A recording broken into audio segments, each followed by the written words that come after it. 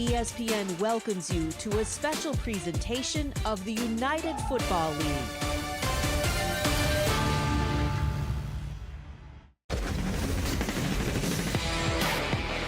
The best of the best is coming together. There's no more what ifs. We're on one league now. Ready to shut it off. I'm number one in the building. There's no more talk. Put up or shut up. We'll see who the top dogs is now. Strap it up and line it up. Joining forces means more power. Delirium in D.C. More potential. More reach. Unbelievable. Look for a chance to play ball, man. A chance to show that you still got it. The hunger is unreal. Helmet goes on. Nothing else in the world matters. Tell them I'm ready. Whenever they want, 'cause I'm ready. A league that pushes the envelope and opens the door to living the dream. I've been an underdog my whole career. Football is kind of my last resort. If I could just get this one little break. Brace the moment, man. This is as fun as it gets right here. United, they stand to stake a claim to springtime for America's favorite game. Are you ready? Yep, I'm ready. No, we ready. Yes, sir. Ready to run it back. Hell yeah, I'm ready. For a new era. Let's go. New challenges. Best in the nation. A new beginning. The time is now. Line it up, Playboy. Let's do it. I can't wait to see you guys play. Are you ready? This is the United Football League. Just don't blink. America's favorite sport, indeed, is now even bigger. Pro football in the spring, and it's a new league, the United Football League. It's where hope hovers for dream chasers and opportunities arise, and where you, the fan, will get unprecedented levels of access into this sport our country is crazy for. Kickoff weekend, it is DC and San Antonio.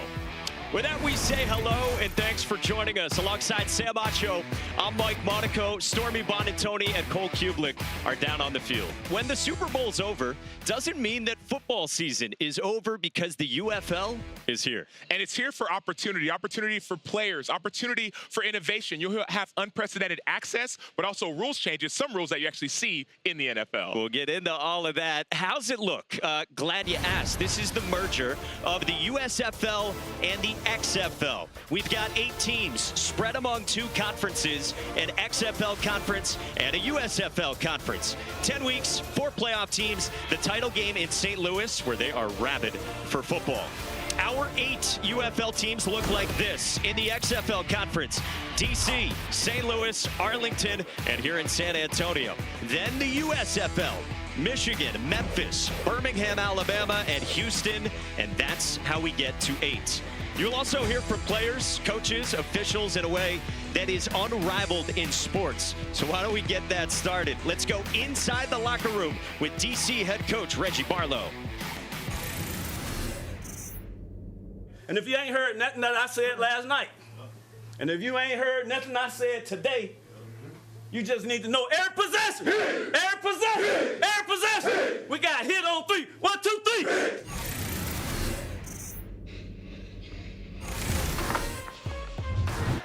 This is why they are motivated. Last year, the XFL, DC went 9-1 in the regular season, went to the championship game, but ran into the Arlington Renegades. Luis Perez duked it out with Jordan Ta'amu. It was Perez and the Renegades, led by Bob Stoops, with the win over DC by 9.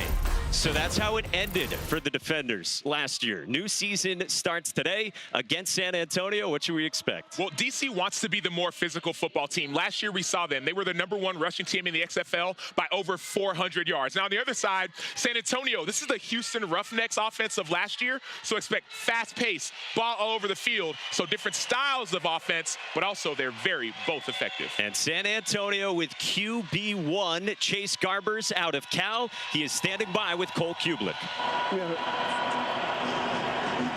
from the beach back to ball. It's your first professional start. Tell me how you're feeling right now. You know, I'm very excited to be out here in the great city of San Antonio playing ball on Easter Sunday. It's going to be a hell of a game. This particular offense under A.J. Smith, or this particular lead, what are you most excited about? Most excited for getting the ball to my playmakers, letting them make guys miss in space and ultimately score. Thank you, Chase. Good luck. Thank you. All right, Garbers and company, they're 4.5-point underdogs. And yes, here in the UFL, we talk about sports betting. So who better to have with us than Vegas's own? And it's our first Stormy's Sportsbook with Stormy Bonatoni. Yeah, Mike, we talk access, innovation. How about incorporating the odds into these games? And let's start by looking big picture for who's going to win it all in the UFL this year. Spring football fans, if you've been paying attention for a while, you were not surprised one bit to see the Birmingham Stallions as a plus 300 favorite to win it all. They have won 3. They're looking for a 3rd straight spring football title to the class of the USFL. Not far behind them, though, these DC Defenders at plus 380. They had the best regular season in the XFL last year. They are back with a vengeance after losing that title game. But if you are like me and you want a little more bang for your buck, you want an underdog to exceed expectations, look no further than the team on the opposite sideline, guys. I think odds makers are underestimating this San Antonio Brahmas team. 12-1 you can get on San Antonio. All right, so we're looking for value plays. Sam, we're going to teach you all about sports betting this year. And just to hop on Stormy's bandwagon, San Antonio would definitely be a value play. This is not the San Antonio Brahmas of old. This is a whole new team, whole new regime, so I like my odds. You saw Wade Phillips leading San Antonio, and you heard from Reggie Barlow. We had the first 2 games in the UFL yesterday. We've got the next 2 here today on kickoff weekend. Kickoff looks different from what the NFL has had, and it's different from what the XFL had last year. We will get into all of that, but the rules are a whole lot of fun and a big part of this, and away we go. Anthony McFarland takes it out past the 30 up the center of the field. This game will sound different, as we said, than other football games because there's microphones on a lot of players and coaches. So you will hear strategy on the sidelines, conversations with officials, and really cool play calls in the huddles. That's what's best about this league. The access, you'll hear Chase Garbers talk about his plays. You'll hear all the defensive calls. You'll be able to help decipher that as you go along.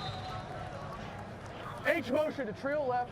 Garbers and Ta'amu, the quarterbacks, mic'd up. Larry. Access starts at the 40 for San Antonio. Ready, go! A lot of motion in this offense, and it's the speedy Marquez Stevenson on the first touch in A.J. Smith's offense for the Brahmas. Diamond cutter.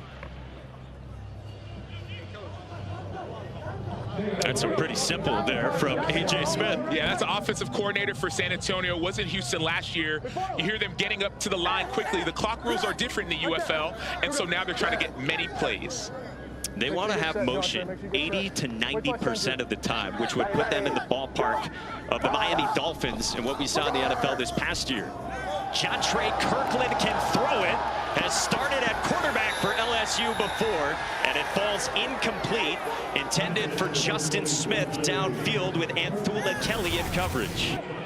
And that's great awareness by DC. So they know that Jontre Kirkland, yes, he's a receiver, but he was a quarterback in college. He also threw a double pass last year, which is allowed in the UFL, for a huge play. And so great awareness by the defenders of DC. I asked A.J. Smith, offensive coordinator, before the game, if he had a trick play designed. He said, do you know Diamond Dallas Page? There he was. Right on cue. And on 3rd down, up the middle, McFarland, very close to the 50. Should bring up 4th and short. Go big, big, big. All right, here we go, here we go. Here we go. Yes. Okay, get big, big. Dual right on. Dual right on. Nike check. Dual right on. Nike check. 12 seconds. 12 seconds. Nike check. All moon ready. Nike. He can talk to them all the way up to the snap and during the play as well if he wants to communicate with Garbers. He said big. And Garbers on a sneak going the right side and appears to have it up for a 1st down. I love the personnel switch in there. They got John Lovett, the bigger running back in there, 6 feet, 212. You can see him from the back end coming in to push. But also, here's the deal. we have the true line technology, so we can actually see how close or how far that line to game was. And once the ball is spotted, it's an optical system of 4K cameras. It measures where the ball was spotted in real time, so we know immediately. We don't need any index cards like we've seen in years past. First down from midfield, and Garbers, quick throw to the air, and he's got a first down to Justin Smith, the 25-year-old out of FCS Norfolk State, for 14 yards. So this is the official true line measurement. You got these 4K cameras around, and it'll tell you down to the inches how much it was a first down or how much it missed by. Garbers takes a shot. Kirkland downfield. Caught for a touchdown. The Brahmas strike first. Now we have flags down back near the line of scrimmage.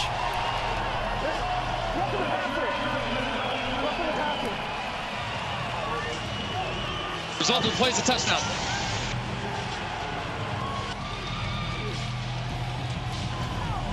Brian, open up. Result of the play is a touchdown. All right, so you have a touchdown on the play. All right, so you've got roughing the passer. What number?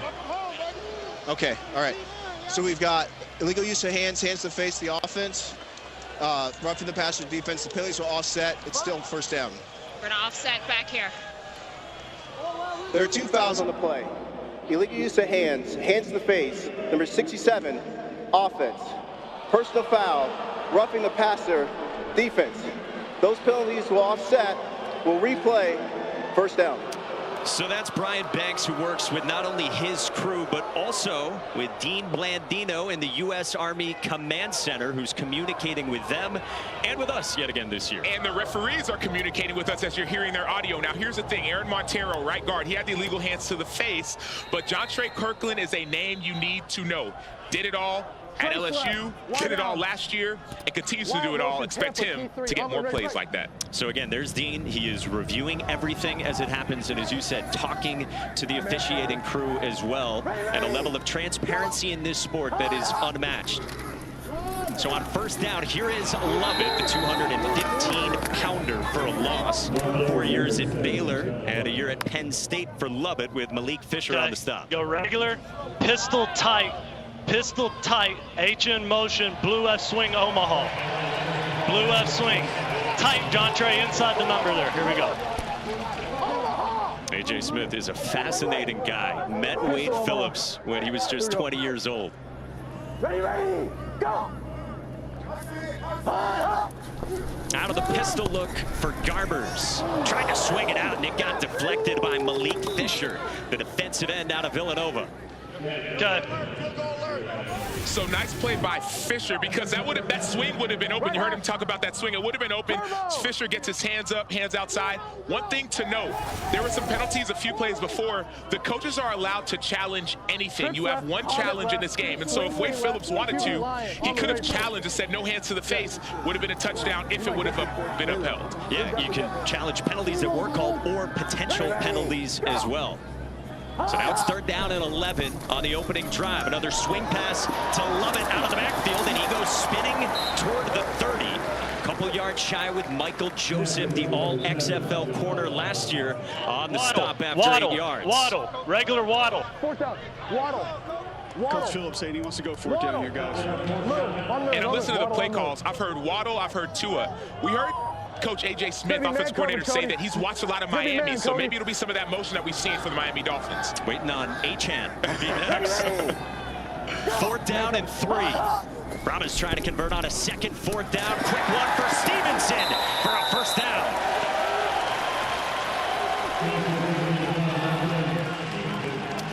Get him.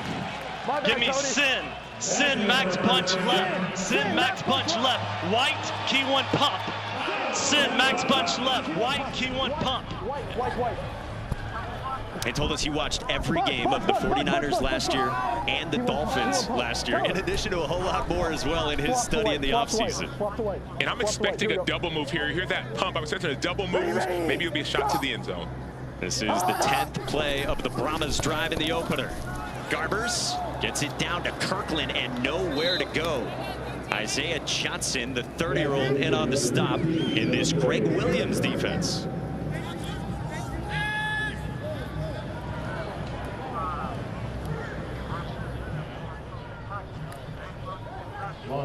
motion to Kentucky. Kentucky, all move, ready, break. Red. Red F. Longtime NFL defensive coordinator for 7 different teams, and also the former Bills head coach from 01 to 03. Back for a second tour of duty with DC. Pressure on Garber's got it out from a good arm angle. McFarland hits the Jets, makes a move, dives and scores.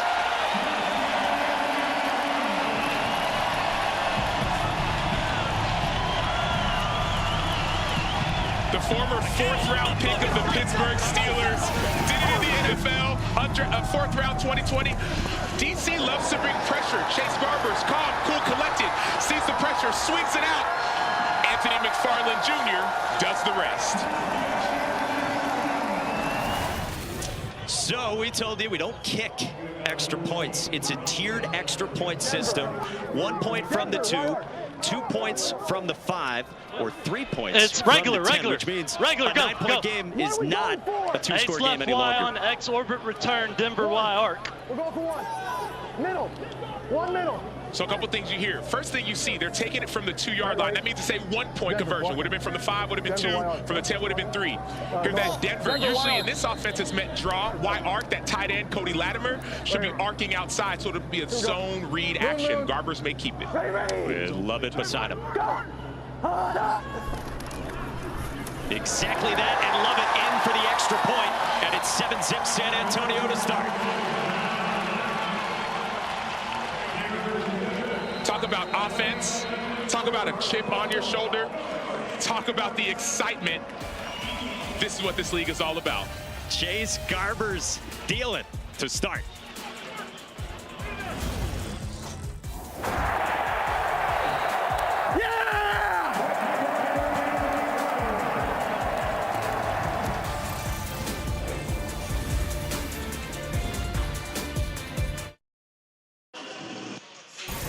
The UFL is brought to you by Progressive Insurance, the right call to protect your home and car. Visit progressive.com.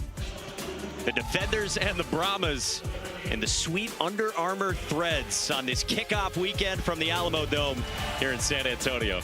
And one thing I love, not even just about that last series, but we talk about rules. So right now you see the kickoff getting ready to set up. There's a setup zone, 8 to 9 players within that setup zone. You see the iPads, Michael Joseph, right, former Chicago Bear, using the iPads. There's 9 on the sideline. So all these innovations are what the NFL says, maybe we try this or try that and see what works. Donald Delahaye, very famous, booted it away to Puka Williams, speedster, former Kansas Jayhawk, and he takes it out toward the 40. Down to Cole Kublik with A.J. Smith. Everything else we've been on. What are you seeing on the iPad so far? Just execution deals we got to clean up. You know, pretty good first drive to score 2 times in 1 drive. So, you know, we just got to keep up what we're doing. We're designed to build everything. You know, their defensive coordinator, he's known for Tampa too, and he didn't come out in that. So it was great to see our guys on the run adjust and see a lot of man looks, and we adjusted and we did the deal right there. Got to keep putting them together. Thanks, Coach. A little shade from A.J. Smith saying they scored twice on that drive. That's not shade. That's just A.J. Smith. And really, that's just most offensive coordinators. They start out with 1 touchdown. This is Kiki Cutie, 5-year NFL veteran in this Fred Keiss offense. 22 duel, Texas right, 22 duel, 22. Here we go. Kiki QT played at Texas Tech. His quarterback was Patrick Mahomes. He's used to big-time plays and big-time players. I put a Michael Crabtree caliber numbers there. On the ground on 2nd down, and a good gain for Cam Harris, former Miami Hurricane. Last year was working in a car dealership and hadn't played football for 17 months before he came on late in the year. Part of the reason he came on late in the year was they needed that extra burst. Well, this year, he's starting the season as a starting running back. Their star running back, Abram Smith, got injured in training camp. Yeah, torn ACL for the XFL's leading rusher. 3rd down, QT dives and doesn't get there. Strong tackle made by Jordan Williams, all XFL last season, and it brings up 4th down for Reggie Barlow. Play field position here the way they did this other time. Punt! Punt! Punt! Punt! Punt! Punt! Punt!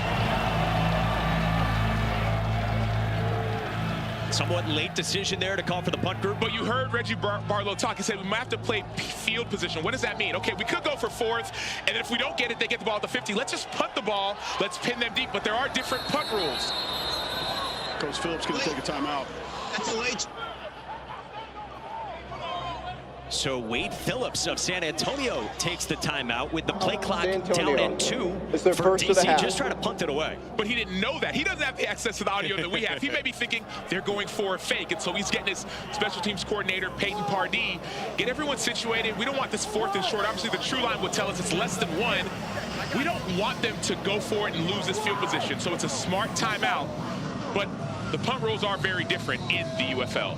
And how about Wade Phillips, 76 years young, called the shots for the Brahmas as we check out the true line measurement once again. Again, this isn't spotting the ball, so to speak, not like in tennis. Once it's spotted, it's measuring where it was. Correct, and it goes up to 30 inches up to that first down and 6 inches past. So it's not going to be if it's 2-3 yards away, you won't see true line, but this technology is used when it's short. Paxton Brooks, 24-year-old out of Tennessee, took over for Dan Whalen, who left DC and was the punter for the Packers last season. Marquez Stevenson gets wrapped up inside the 15. Nidale Rouse on the tackle. We go down to Stormy. Well, you guys mentioned off the top the spread in this game today sitting 4.5. Well, it actually opened 5.5 and was consistently bet down. And we talked at the very beginning of this broadcast about how the San Antonio Brahmas might be a little bit undervalued, underrated by odds makers. And it seems bettors thought the same. And now seeing them up here early as well may be evidence that the Brahmas are a team to look out for, guys. Again, so it closes at 4.5-point dogs for the Brahmas, a team that was 3-7 last year under Hines Ward, but this is really the group that was in Houston, to your point. This is a different team. This is really, if you think about it, if you watch the XFL last year, this is the Houston Roughnecks of the XFL. They were 4-1 before John Trey got injured.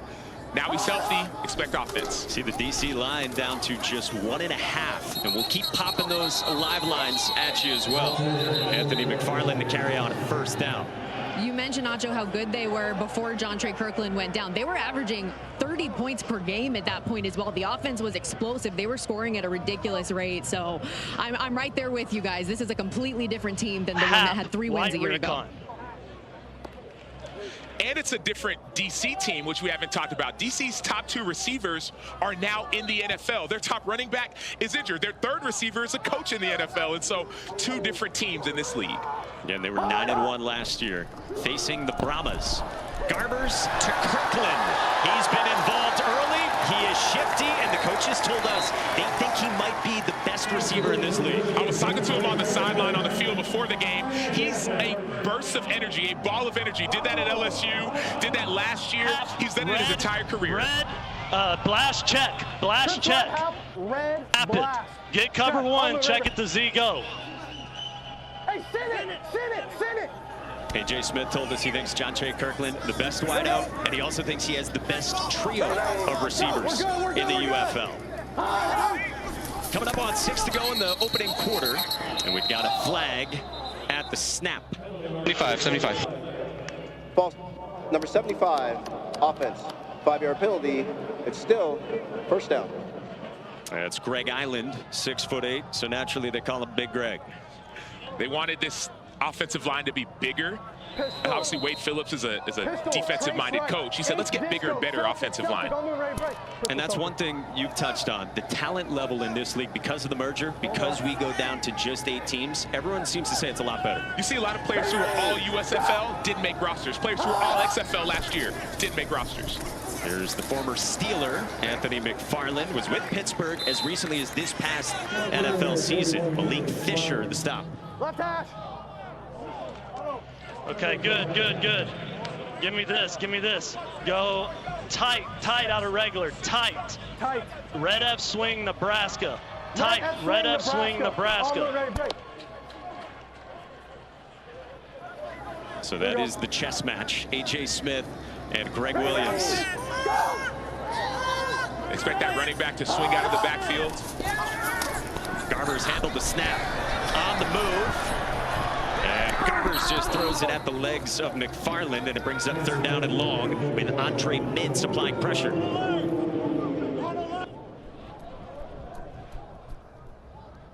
Garbers Garber spent time a couple of seasons ago on the Raiders active roster. Okay, here we go, here we go. First career professional start.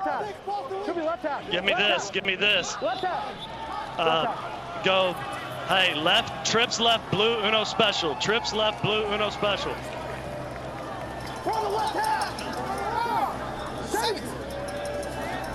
Play clock is winding down here.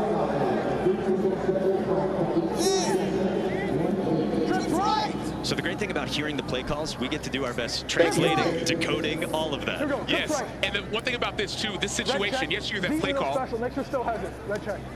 They're still going to try and get the first down, but DC loves to pressure. So we'll see. This doesn't look like a pressure look from DC. Looks like they're all about 10, 12 yards deep. Again, atypical for Greg Williams calling the shots defensively. Four-man rush, pressure anyway on Garbers, who is flushed. And Garbers throws incomplete to the sideline, and it brings up fourth down. Great rush by Davin Bellamy, right, with trash talker of the team. So look at this. You got 4 rushers up there. That's what Greg Williams talked about. You saw the spin move inside for Mintz. Bellamy comes in on the game, brings the pressure on Garbers. And so Garbers does have a lot of elusiveness, so he's going to get out of the pocket. Not enough there.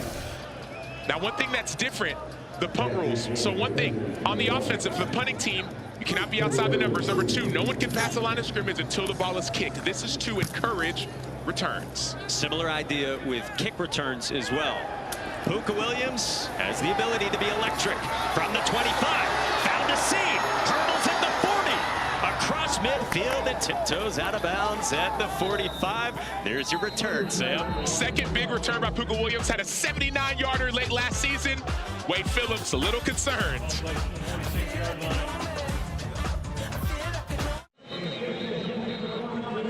You're watching the UFL here in San Antonio, and let's go to the U.S. Army Command Center with Dean Blandino. And Dean, can you please just walk us through your workflow throughout the game?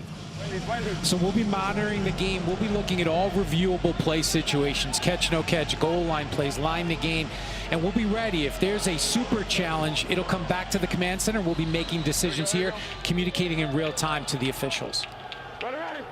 Again, it's incredible transparency that we have from Dean and this crew. DC is down by 7 in the first, and Jordan Ta'amu slings it out to Cam Harris, who rumbles forward toward the 40 out of the backfield. One thing I want us to notice is the field position. We heard Reggie Barlow earlier. We heard him say, let's play the field position game. What does that mean? You punt it, you keep them backed up, now you get the ball back. First down at the 50, we're already almost at field goal range. And you know he trusts his offense because last year in the XFL, they led the league in scoring.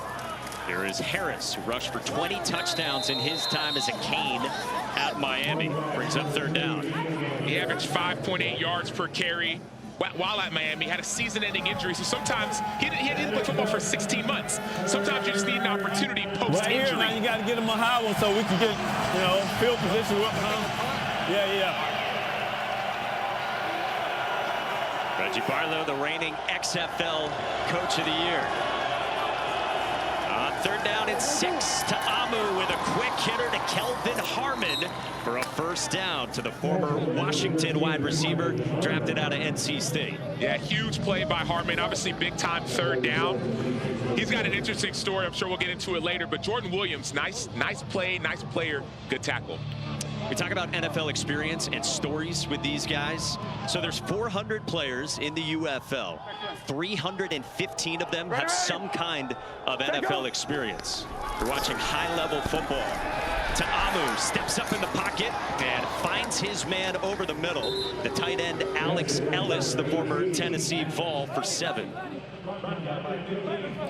You talked about it, 315 players of the 400 are in the NFL, but many of these guys are trying to get back, and that's what we saw from this DC team last year. 3 guys on active rosters. Ta'amu on a rollout takes a shot downfield for QT for a touchdown.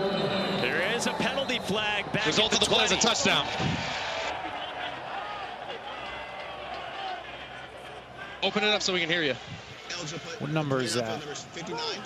Right tackle. Watch the right tackle. Where is he? Line of scrimmage. Ineligible player downfield. Yeah, he's clearly downfield. 5-yard penalty. Yeah, clearly downfield. That's a good call. It's still. He's about 6 yards downfield. Yeah, clearly downfield. All right, so just make another. You got the number, 68? Was that right tackle? 54. So you heard them say 6 yards. If you're more than 3, it's ineligible man downfield. Correct, and he was obviously way more than 3, and that's going to bring that play back.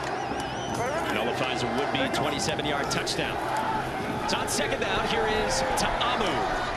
Puka Williams out of the backfield. A slasher type, who was a wide receiver on this team last year. Brings up third down and manageable. And Dean, we saw the lineman 6 yards downfield, but how much leeway is there? We know the rule is 3 yards. How much leeway is there on a play like that, Dean? We want to see everything beyond 3. So if it's close, if there's a body part breaking that 3-yard plane, we're going to let it go. That one was clearly, right, it was 6 yards downfield. That's one that's clearly a foul.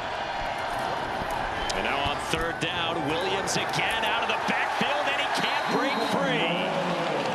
Blown up behind the line of scrimmage by A.J. Hendy, and it's fourth down. A.J. Hendy and Tavante Beckett. So that's a name you need to know. Number 11, inside linebacker, played for the Houston Roughnecks last year. This dude is known for his speed.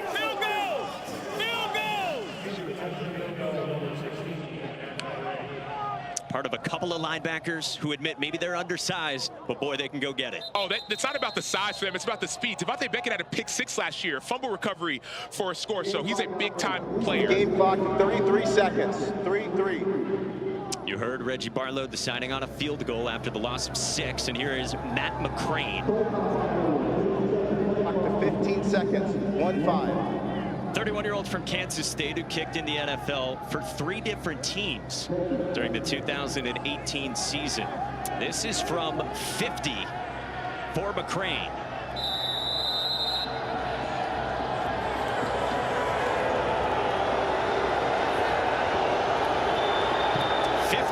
Attempt on its way, and McCrane drills it with room to spare.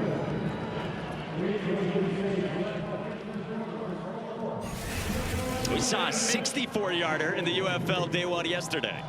Yeah, there's talent here, and there's talent all over this field. I mean, I was at the San Antonio practice. We're not there yet, but he was hitting 63 in practice, and so 64, 63, 50. I don't know why he went inside. He had no reason to go inside. He just kept his everything.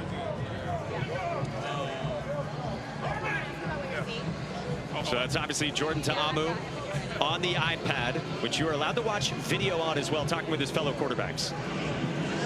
All right, what are we looking at here? We're just looking at a simple concept play that we have in our offense. You know, playing a zone right here, coverage. Looks like 3 high. I'm kind of going through my progression, and I'm hitting my back right here on this read. Bad low throw, just got to set my feet better. But, you know, we had a good start. We just got to finish. We got to, you know, get the ball in the end zone. We had a, you know, bad mental rep by our O-line, just going downfield on that, you know, boot. But, you know, we got it squared away. They adjusted, and just got to learn from our mistakes. Points on the board, but I know it's not how many you wanted just yet. How are you feeling about the rhythm? I think our rhythm's good. You know, we just got to keep, you know, keep putting the ball, keep making positive plays. Thank you. Ta'amu, the reigning XFL Offensive Player of the Year. He is a talented quarterback. Anthony McFarland out to the 45. And in that field position battle, good starting spot for the Brahmas. Kelvin Harmon in on the stop. Special teams is so much more important now because the kick is back at the 20-yard line. So you hear some of the special teams coordinators and the GM say, we chose kickers who can boot it. And so that's why you're seeing some of this different change in field position, because the kick is different than in the NFL and the XFL and USFL last year. So yeah, USFL last year and XFL last year, even with different rules, 94% of kickoffs got returned. By comparison, in the NFL last year, just 22%. So to your point, the goal is let's get some action. And the goal is let's get some rules that the NFL doesn't have that they want to try. This league is in conjunction with the NFL on saying let's get some different things we want to attempt. Final 15 seconds of the first, and Chantre Kirkland again on a quick hitter for 5 yards.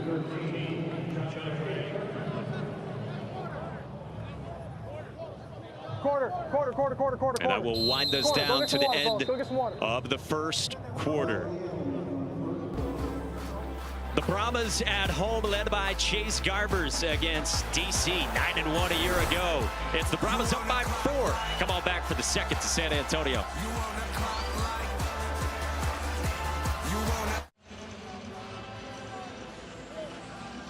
Back at the Alamo Dome this Easter Sunday for some live tackle football. I've got Donna Delahaye, a.k.a. Destroying. First professional football game. How you feeling? Man, I feel amazing. The juice is in the building, man. I hit the ball well for my first kickoff. Just waiting for my first field goal, man, and send it through the uprights. How much did your routine change, your daily routine, trying to get prepared for this league as opposed to what you're normally doing? It changed a lot. I'm a real football player now. I don't just go out to the field and film videos, so it changed a lot. I got to get up, practice, take care of my body, obviously do my thing with the team, and, you know, just be a professional, so it changed a pretty good bit. All right, let's go through a play or two here. Just kind of take me through what you're seeing. Could be man, Speedy. Could from be the man. squad so far, what you're seeing out here live today. Good. Offense is electric. They're doing their thing. We've had a couple mistakes, but there we go. John Trey. Hey, 1-3 is going to go crazy. I feel like we could get some views on YouTube with John Trey. For sure. We got a great squad. Our receiving core like that. Our whole offense like that. Now I'm going to have to get ready for a field goal here, so I'm about to do my thing. I didn't mean to get in your way. I mean. No, you good. Hold on.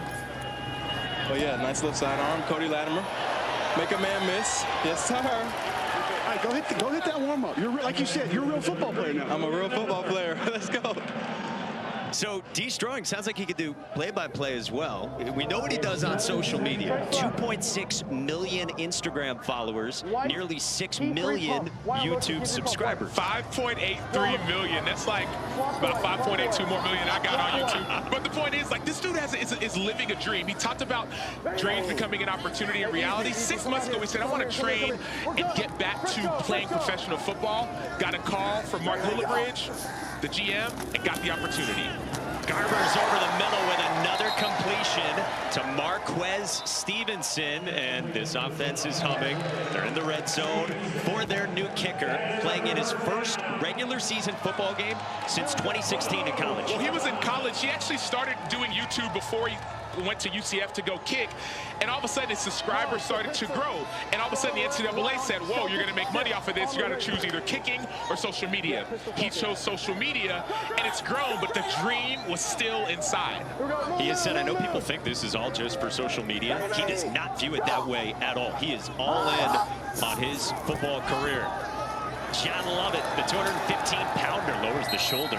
Takes it inside the 15 to the 12 with Reggie Northrup in on the tackle after a gain of 5. We were AJ Smith just telling me right there. He said, watch his backside tackle. We got to make sure we start getting those cutoffs on the outside zone play. Fake tight end shovel, H reverse, ace right. Fake tight end shovel, Bucks, H reverse, on move, ready, break.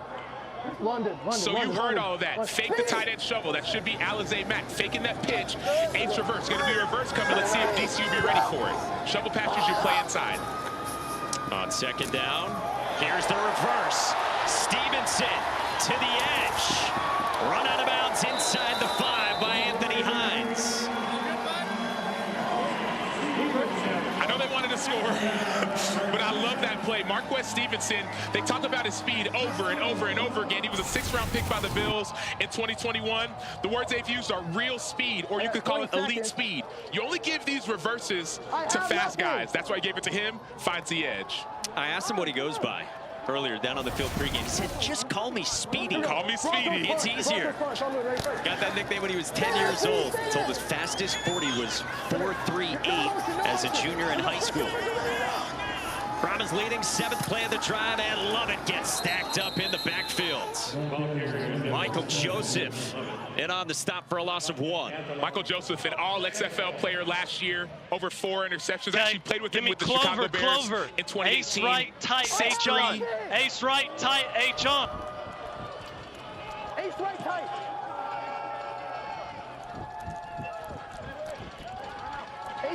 It's a good part of that DC defense. You saw AJ Smith getting out onto the field to talk with Garbers. Unprecedented access.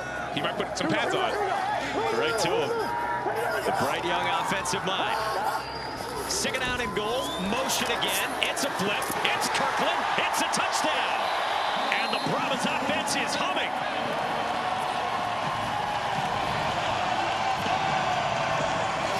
I got the juice. I got the nectar. John Trey Kirkland is him. and he was him last year. He did it all at LSU. Played with, dominant players. You name them. You pick the player. He played with them.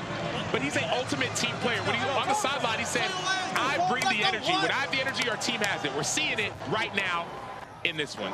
Second touchdown for San Antonio. And again, you have a choice here. If you want to go for 1, 2, or 3 points from the 2-yard line, the 5, or the 10. And yet again, the Brahmas are going to go for 1 point from the 2. You cannot kick it.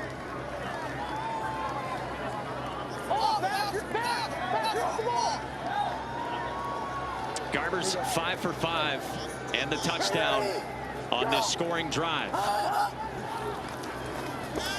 Garbers throws, and he's got the extra point to Justin Smith.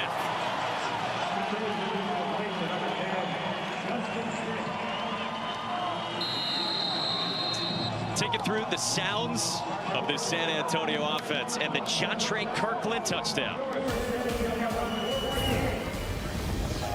Here we go, here we go, here we go. Moon, moon, moon, moon. Ready, ready, go. Hot, hot.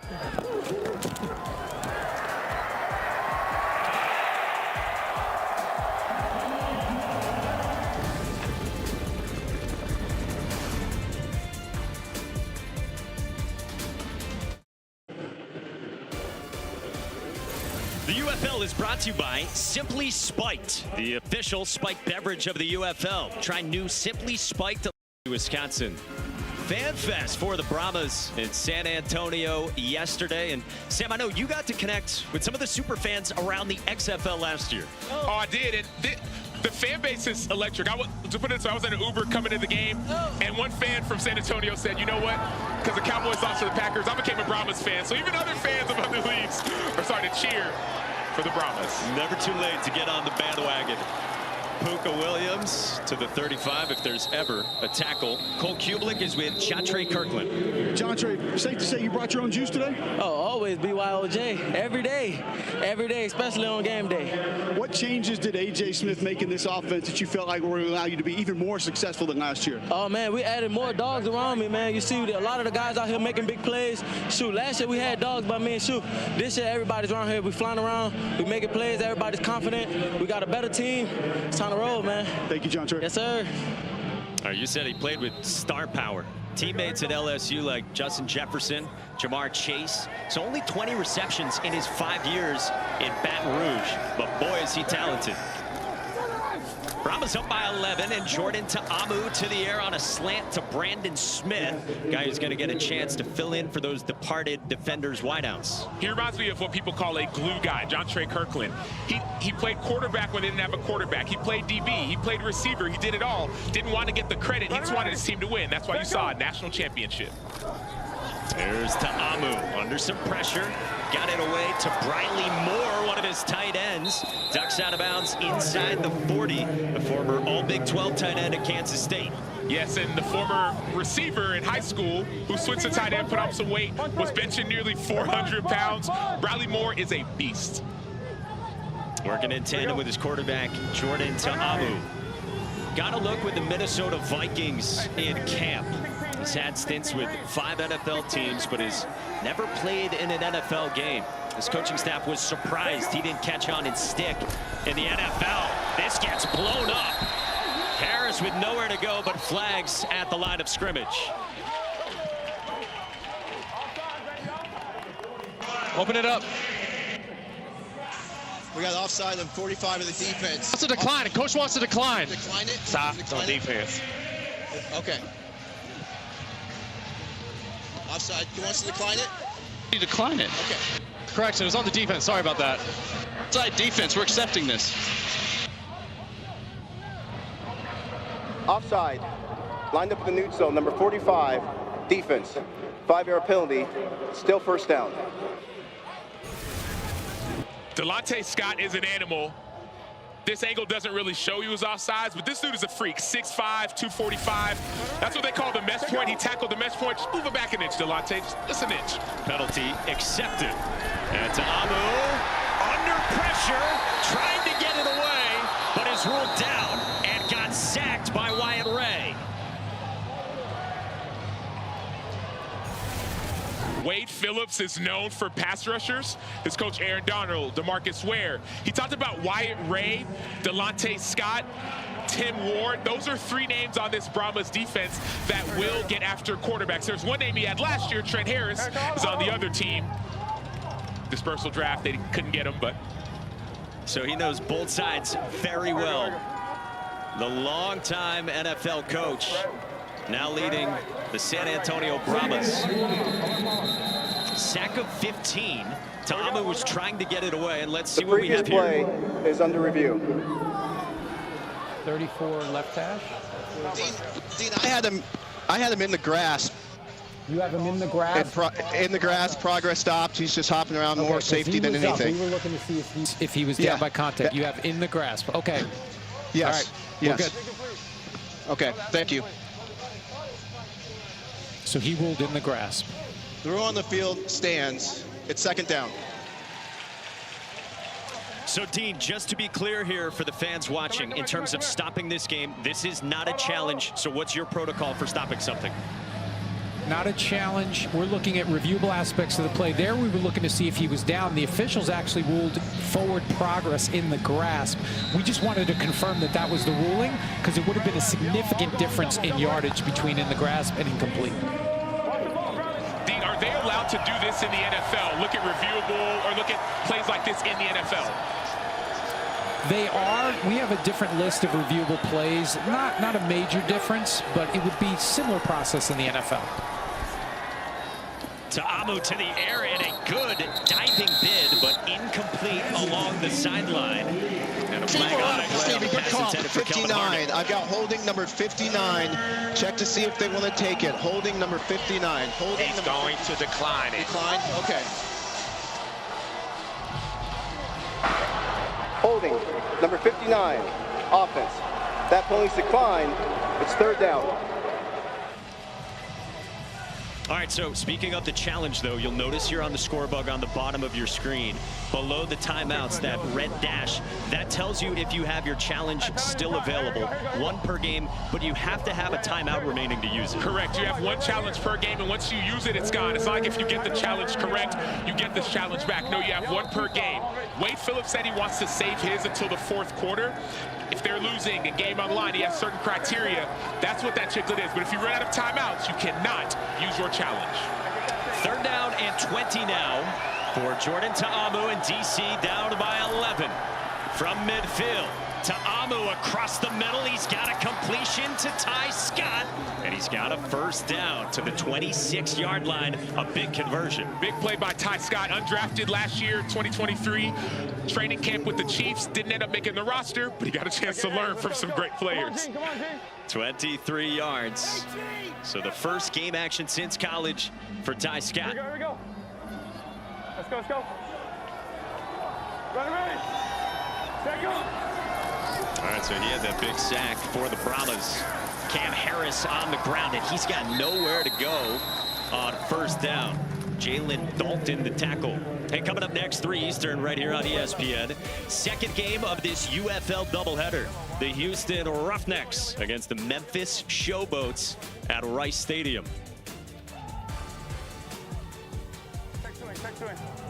Here we go. It'll be the 4th game and the final one of this opening weekend of the UFL. Jordan Ta'amu throws across the middle again to his tight end, Briley Moore. And it's a sure-handed tackle from Tavante Beckett. 3rd down here after a good 3rd down conversion earlier on this drive. So one thing you notice first is the protection. Ta'amu, you see his eyes, but he has time. That's that deep breaking in route. It only works if you have enough time for protection. 23-yard gain, but shout out to the offensive line of DC that gave Jordan Ta'amu time to make his reads and get it to Scott. The former Ole Miss quarterback stares down another 3rd down for the defenders midway through the 2nd quarter. 4-man rush. Ta'amu takes off, and he gets drilled right near the sticks at the 16-yard line. Will be very close.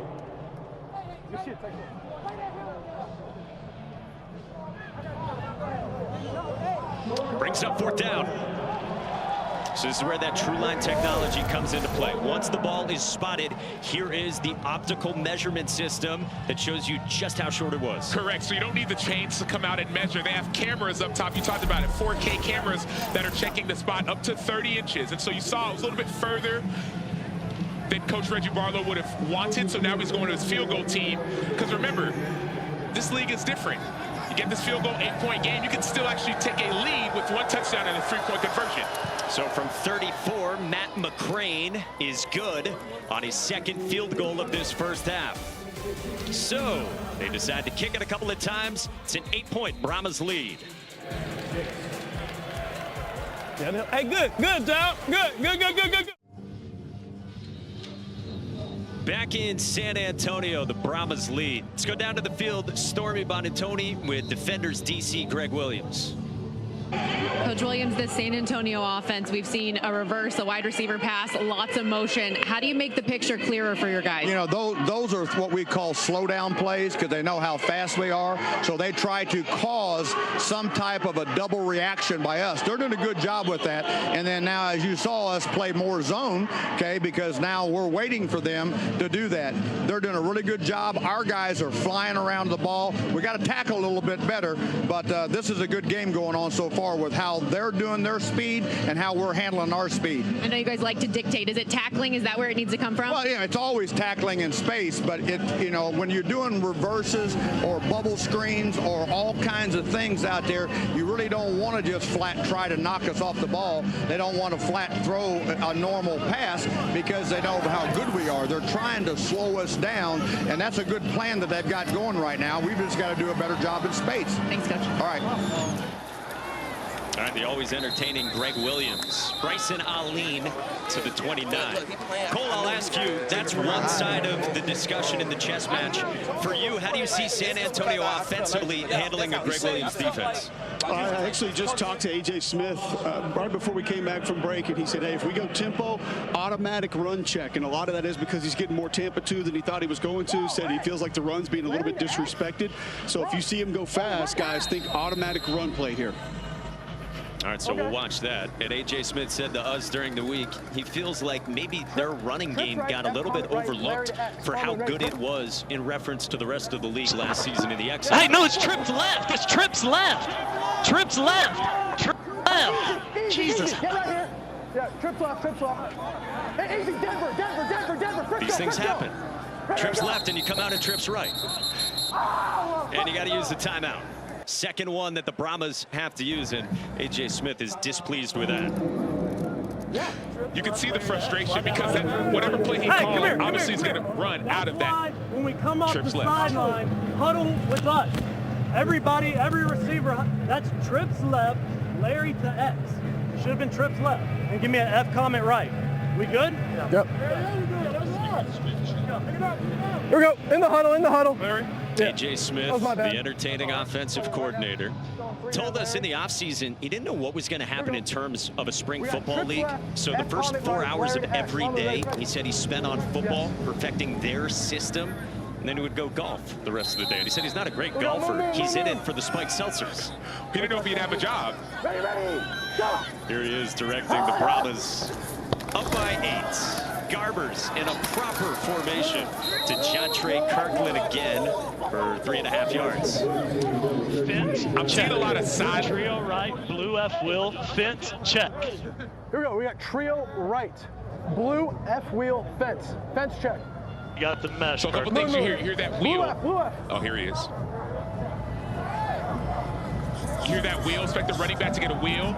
Jontre Kirkland, mesh route, so coming across the middle. Waddle! Spirit! Ready! And again, you hear Waddle, shades of the Miami Dolphins offense, so in reference to Jalen Waddle. And there is Kirkland on the route you mentioned, and the ball came out from Isaiah Johnson. Kirkland got drilled. DJ Swearinger comes away with it for DC. One thing that can change momentum, turnovers, or better yet, as Greg Williams would say, takeaways. You're not turning it over, you're taking the ball away.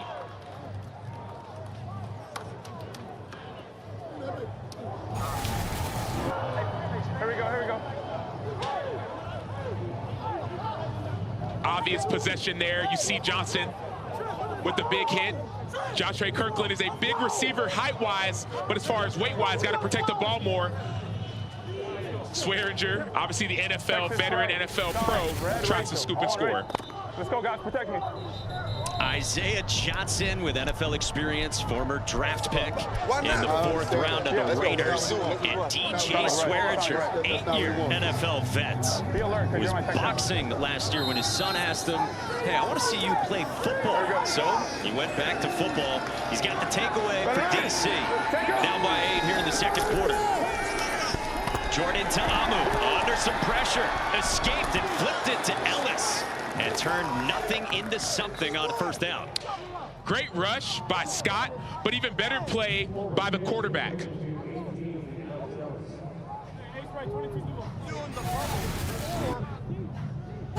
So you see Delonte's got on top, using his hands, speed and power.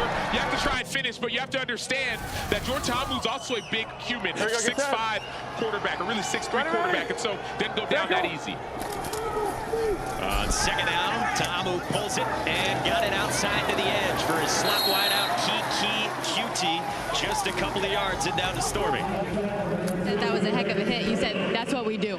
We run and hit. We fly to the ball. We make plays. That's what we're supposed to do. That's what we taught to do. That's what we practice doing.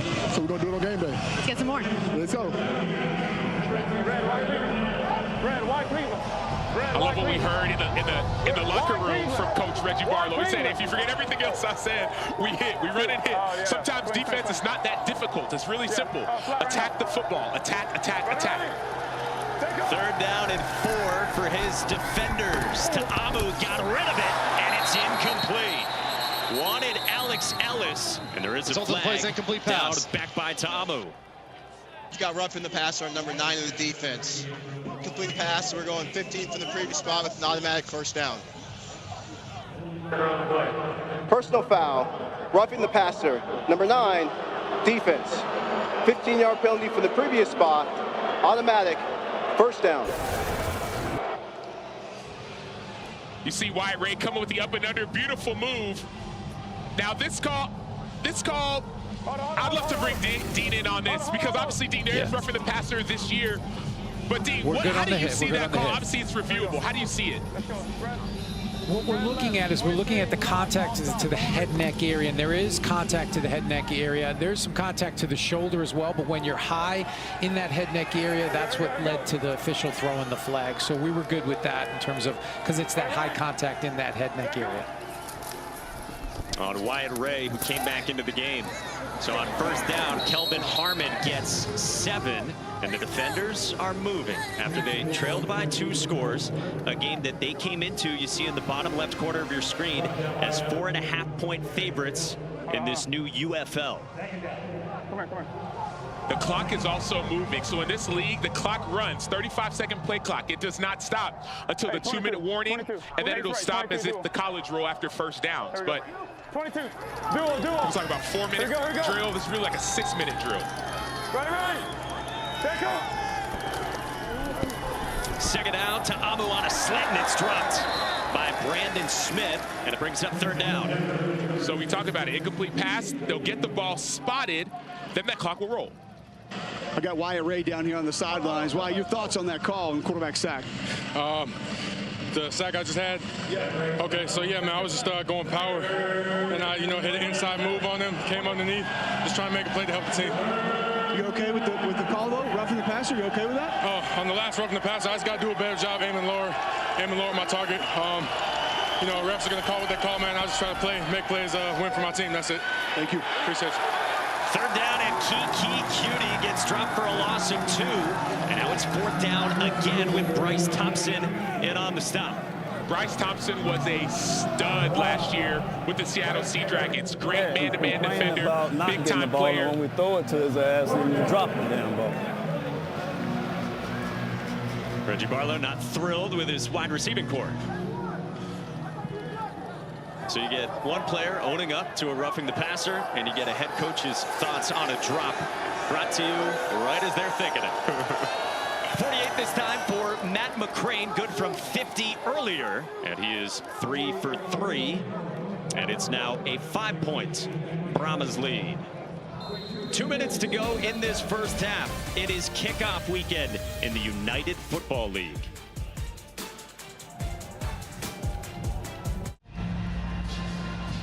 The buzz continues to grow for the inaugural season of the UFL. Next Saturday, the Brahmas take on the Showboats at noon here on ESPN, and the Battlehawks and the Renegades over on ABC at 8. Then on Sunday, Stallions-Panthers on ESPN, followed by the Defenders hosting the Roughnecks. Beer Snake in DC, that's on Fox.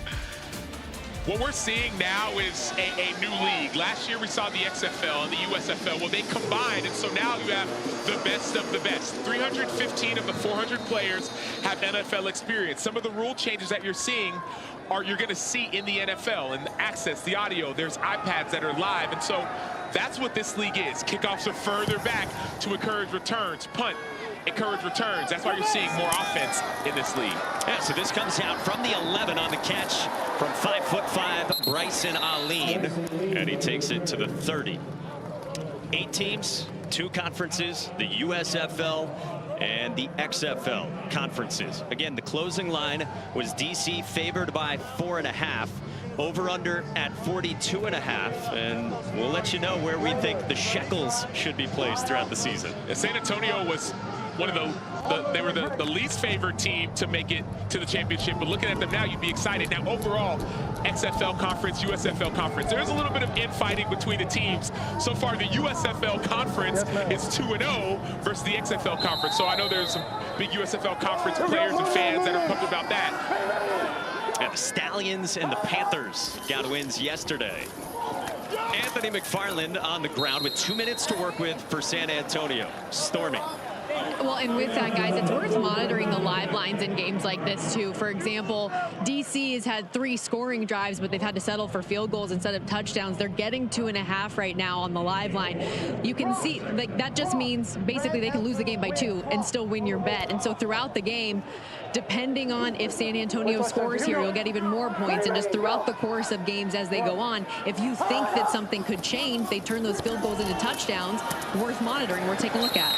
Stevenson for a first down. Yeah, so it's gone all the way from DC, favored by 4.5, to San Antonio, now favored on the live line by 2 and a hook, leading by 5 approaching halftime. And part of the reason for that is that no one really knows what to expect. You say Detroit, on moon, ready, break.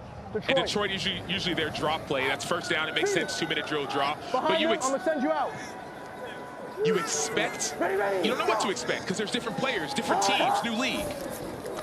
It is a draw, and it's the former Steeler, Anthony McFarland, with a first down and more.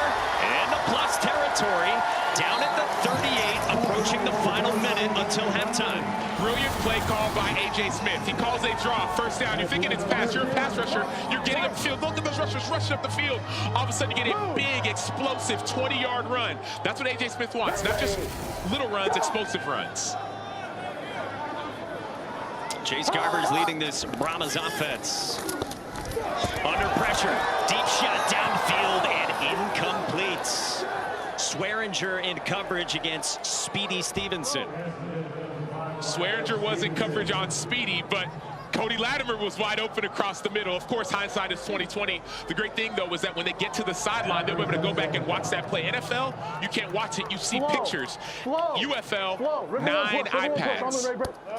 That's access to go through. You mentioned Latimer, 6-year NFL veteran, 3 in the black and gold for the Brahmas.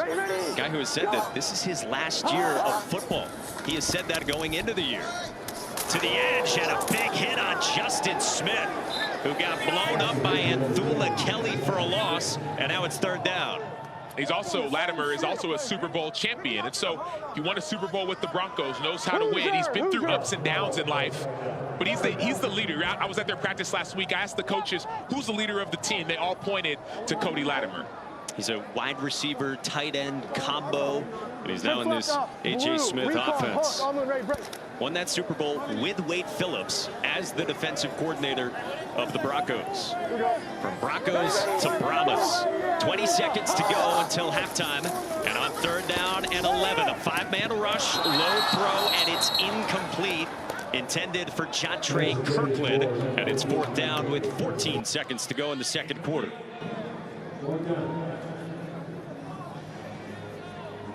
So you can tell they're thinking about the field goal.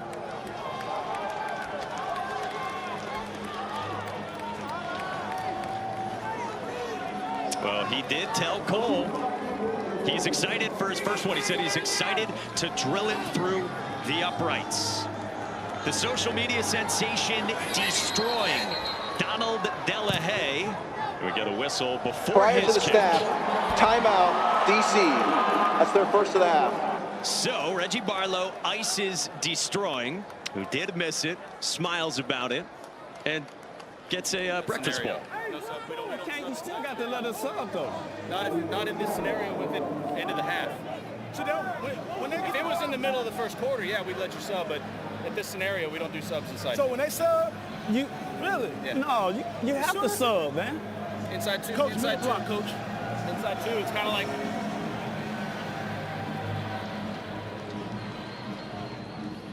See them talking about the substitution rules, but going back to destroying, Donald Delahaye hadn't kicked in 7 years. 6 months ago, he said, man, I'm seeing players live out their dreams in what was the XFL.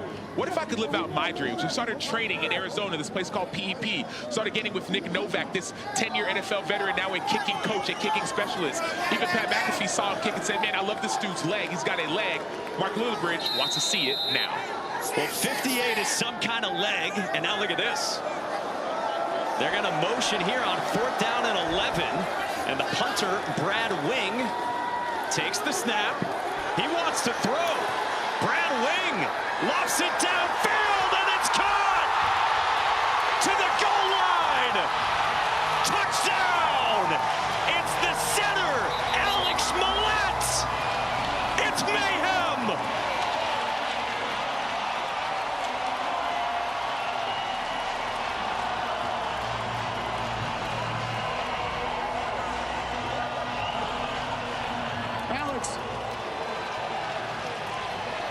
Oh, yeah, baby!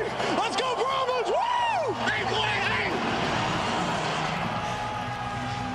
Call it a thick 6, baby! For two, going for two, middle of the field. Going for two. Hoosier, middle of the field, Hoosier. We heard Alex Millette say he's been overlooked time and time again. He's a starting center, not a receiver, center. He picked his guards. This is what I want at guard. Now he said, no, this is what I want when the play call is on the line.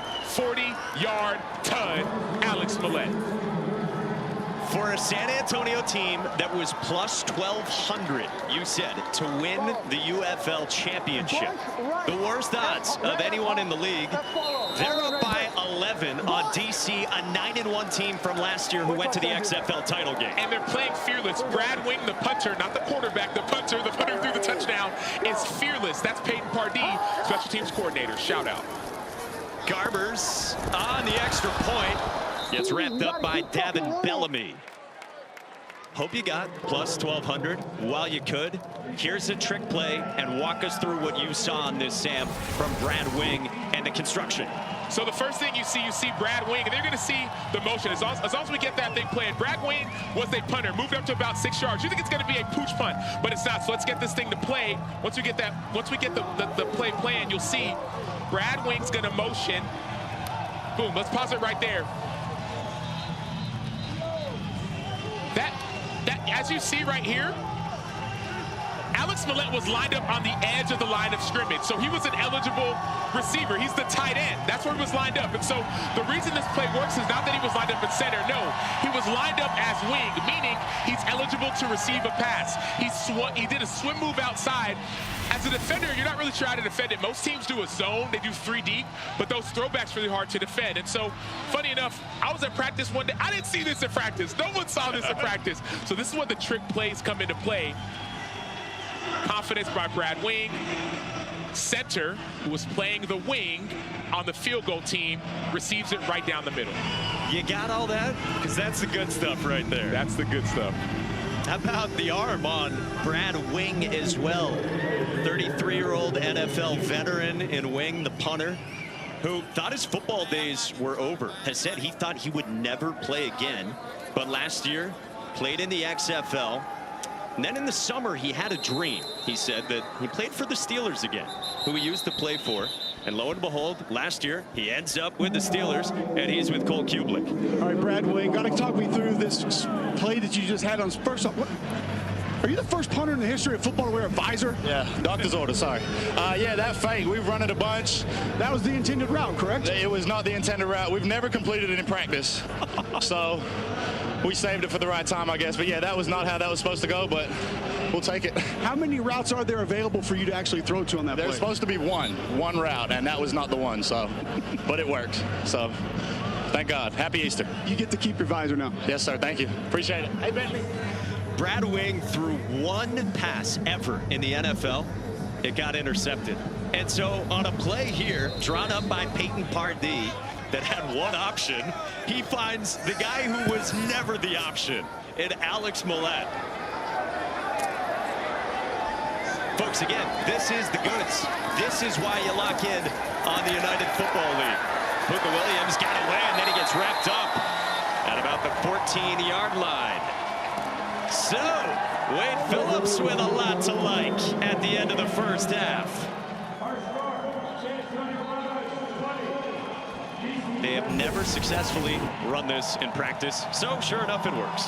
And that motion, you see that motion out, it kind of gets the defense thrown off. You see right at the edge of the line of scrimmage, you're going to see number 55 swim out, and he goes out. Alex Millette, he waits. Brad Wing has so much patience, lobs it up. And then all of a sudden, 40 yards later, jumping for joy. And had you had a camera on us here in the booth, you would have seen that exact reaction after the touchdown on fourth down when we thought we were going to see a destroying punt. Sam Acho, Mike Monaco with you, Cole and Stormy down on the field. That was fantastic. Yeah, I didn't know what to say. And think about the momentum that swung, right? You're thinking destroying. This story, he's going to get this huge kick, 58-yarder. No, all of a sudden there's motion. You think, okay, I thought it was going to be a punt. It wasn't. A play that they had run before that had never worked. And so now we're going to see what DC's made of. Last year, they were 9-1. They were the team to beat. Last year, these two teams technically played each other as Houston, but the same coaching staff. DC won that game. How will they respond? Who's going to step up at receiver? Who's going to step up at running back? And also from the San Antonio side, will they put their foot on the pedal? Yep. Or will they maybe run more trick play? What's going to happen? That's what I'm excited to see in this game. As we hit halftime here at the Alamo Dome and kickoff weekend of the United Football League. So if you're just joining us, what are you watching? Glad you asked. This is the league that is the merger of the XFL and the USFL, with 8 teams separated into 2 conferences, the XFL and the USFL. 10 weeks. 4 playoff teams. Title game is in St. Louis, which is one of the markets where they are rabid about football, averaging like 35,000 fans last year in the XFL. And with 8 teams, including here in San Antonio, and this is the map of the teams around the league. So you're going to see there's the XFL Conference, DC, St. Louis, Arlington, San Antonio. Then the USFL Conference. You're going to see Michigan, Memphis, Birmingham, Houston. They will play against each other. There'll be inter-conference games, intra-conference games. Then all of a sudden, you're going to have a chance to go to the playoffs. And then the teams have the playoffs, and whoever wins in those playoffs plays in a championship game. And so it is one league, but there is this sense of, man, I'm in the USFL conference. We're better than you. I'm in the XFL conference. We're better. This is an intra-conference game, but the inter-conference matchups are huge. Part of a big day here on ESPN that continues tonight with our first Sunday night baseball matchup of the season, featuring Nolan Arenado and the Cardinals against Shohei, Mookie, Freddie, and the Dodgers. By the way, with Kike Hernandez mic'd up. Our coverage starts with Baseball Tonight Sunday night countdown at 6 Eastern on ESPN. Yeah, we got the fans here as well. On this Easter Sunday, what an end to that first half here at the Alamo Dome in San Antonio.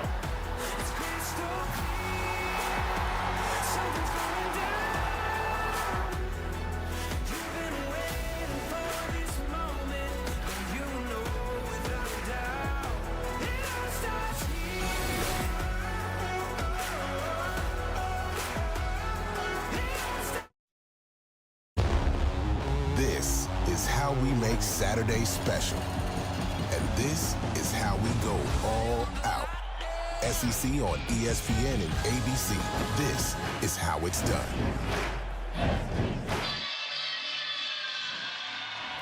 We got football all over the place. Football season is not over when the Super Bowl's over. The SEC, it's coming, but this is the United Football League from the Alamo Dome in San Antonio, and the Brahmas lead the Defenders by 11. Sam Macho, Mike Monaco with you, and that was a ton of fun in the first half. And look, DC went 9-1 in the XFL regular season last year. The Brahmas, we told you, the worst odds to win the title in the UFL this year.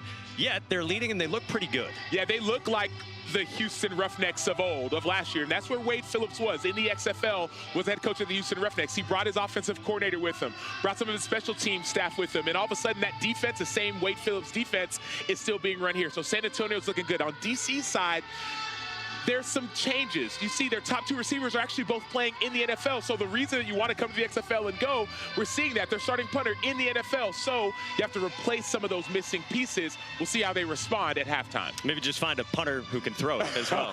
That works. This is kickoff weekend. It's day 2. Season got started yesterday here in the UFL.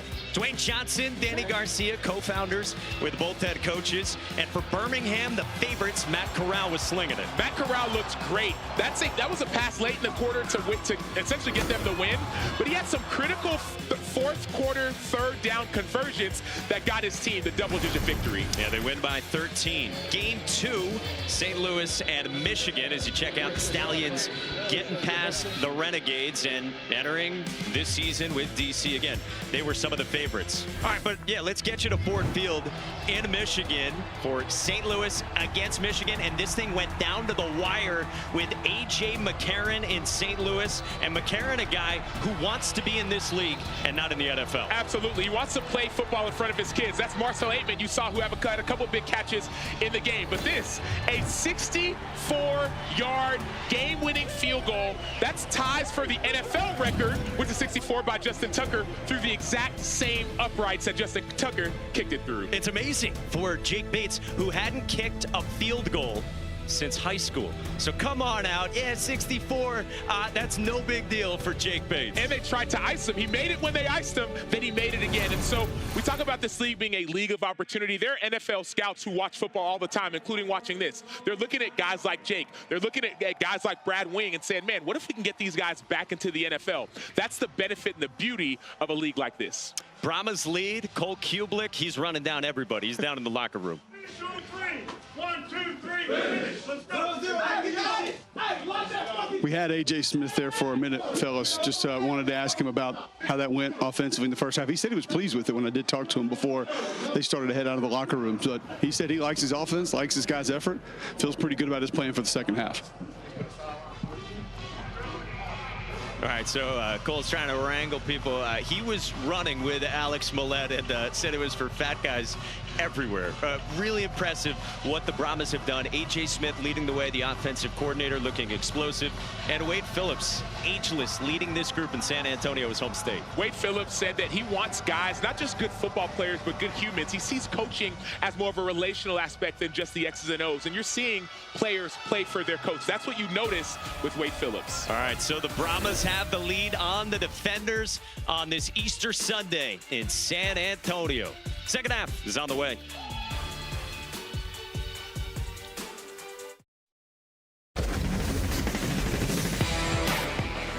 The best of the best is coming together. There's no more what ifs. We're on one league now. Ready to shut it off. I'm number 1 in the building.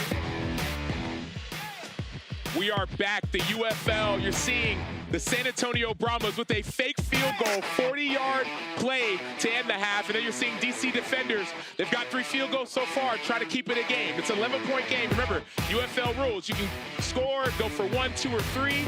So this lead can be gone very quickly.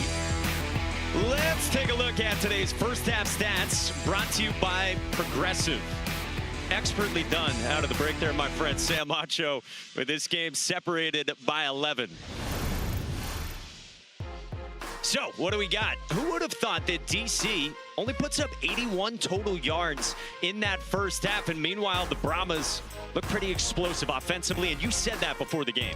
This is who they are, and offensive coordinator A.J. Smith wants to be explosive. He went back and watched the 1975 Atlanta Falcons in the offseason because he wanted to say, how can I make this offense even better? He went back and watched the Dolphins, even Atlanta this last season for their running game. So he wants to be explosive. That's who he is. And then lastly, they're much more talented this year than they were last year. And so the talent is increased, level of explosiveness is increased, but also the mindset of how can I consistently get better. That's what the 35-year-old offensive coordinator is going through his mind as he's getting ready for this season. So you get 219 yards in our first half stats, brought to you by Progressive. Well, there he is. Excited about the way that half ended here on kickoff weekend in the UFL. Destroying Donald Delahaye, gets it away. And Puka Williams takes off out across the 25, and he gets swung down. And that's where DC will start after the tackle from Garrett Nelson. During the return, holding number 18, receiving team. Sorry. Holding on the kicking team, number 18. Yes. Is it? I'm sorry, receiving team. Number 18, receiving team. On white, right? Spot foul, yes. 10-yard spot foul. Is your flag good? Is your flag good? End of the run. I'm so sorry. End of the run. Holding, number 18, receiving team. 10-yard penalty from the end of the run. It's first down. One of the benefits that at least football fans I think will appreciate in this league is the rule. So that was a 10-yard penalty, but in rules that are half the distance to the goal, they're not going to be applied. It's going to be the full extent of the penalty all the way up to 2 yards. So if that was a 15-yard penalty, it wouldn't be half the distance. Let's say you're at the 30, back to the 50. No, it's going to be all the way applied in order to really enforce the rule. All right, so Jordan Ta'amu starts out with the live line, favoring San Antonio by 6.5. Ta'amu to the sideline to Brandon Smith. Remember, a guy who had a drop, much to his head coach's displeasure, hauls that one in for a good gain of 7. And they're hoping he can be the #1 receiver with Lucky Jackson gone right now to the Minnesota Vikings and Chris Blair to the Falcons. They're looking for a guy to step up. They're hoping that he's him. Jordan Ta'amu, the reigning XFL Offensive Player of the Year, directing this offense. 22, 10. Here we go. Yep. Second set. Brian Banks gets us spotted. As Ta'amu attacks this defense and off the deflection, Briley Moore hung with it and made the catch for a first down.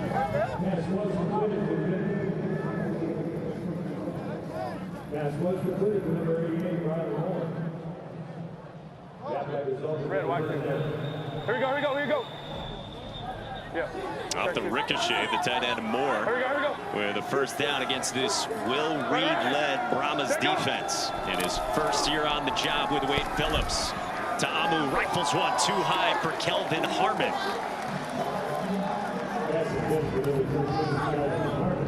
You're seeing the San Antonio Brahmas defenders play a lot tighter in coverage. One thing Wade Phillips said, G3 check. Bigger. G3 check. Red, Z flood. Spread left, Zach. Red, Z flood. And with Will Reed calling the shots, guy who had been a defensive coordinator at D2 Southern Arkansas, but goes back a long way with Wade Phillips. Was an intern for him at the Cowboys. Pre-snap flag ahead of second down. Ball start, number 59, offense. 5-yard penalty. It's still second down. It's on Gene DeLance, the former Florida Gator. Yeah, it's a great story. An intern, and so they have this long history. And Will Reed saw that Wade Phillips got the job and thought to himself, wow, he's now the answer to a trivia question. The only guy to be a pro head coach in the 3 major cities in Texas. So Will Reed calls Wade Phillips to tell him that. Well, 8 days later, Wade calls him back and offers him this job. More penalties. And Will Reed had said initially, False start, number 70, Will Reed offense. had actually 5 said yard penalty, initially that but still I didn't second call down. you to get a job. I'm fine where I'm at. I'm actually recruiting right now at the college where I'm at. I just wanted to say congratulations. You are the answer to a trivia question. G3 buzz, G3 buzz, G3 buzz. Wade Phillips says, hey, would you consider? And Will Reed says, yes. First got connected back in the early 90s, the two of them. Now he's got cameras in his face, microphones on him. On 2nd down and 20, Ta'amu unloads across the middle for Brandon Smith, and he's got it complete out to the 33-yard line. One thing you're hearing from Will Reed, defensive coordinator, G3 buzz. That means cover 3. You're going to have 3 guys deep. It's going to be a zone. But one thing Ta'amu sees is, hey, there's holes and windows in that zone. And so you hear that G3 buzz. You're hearing, okay, cover 3. Safety, I want you to buzz down to the curl flag. 3rd down and 5. Ta'amu rolls to his right and lofts it too tall for Chris Rowland. And it brings up 4th down for the defenders.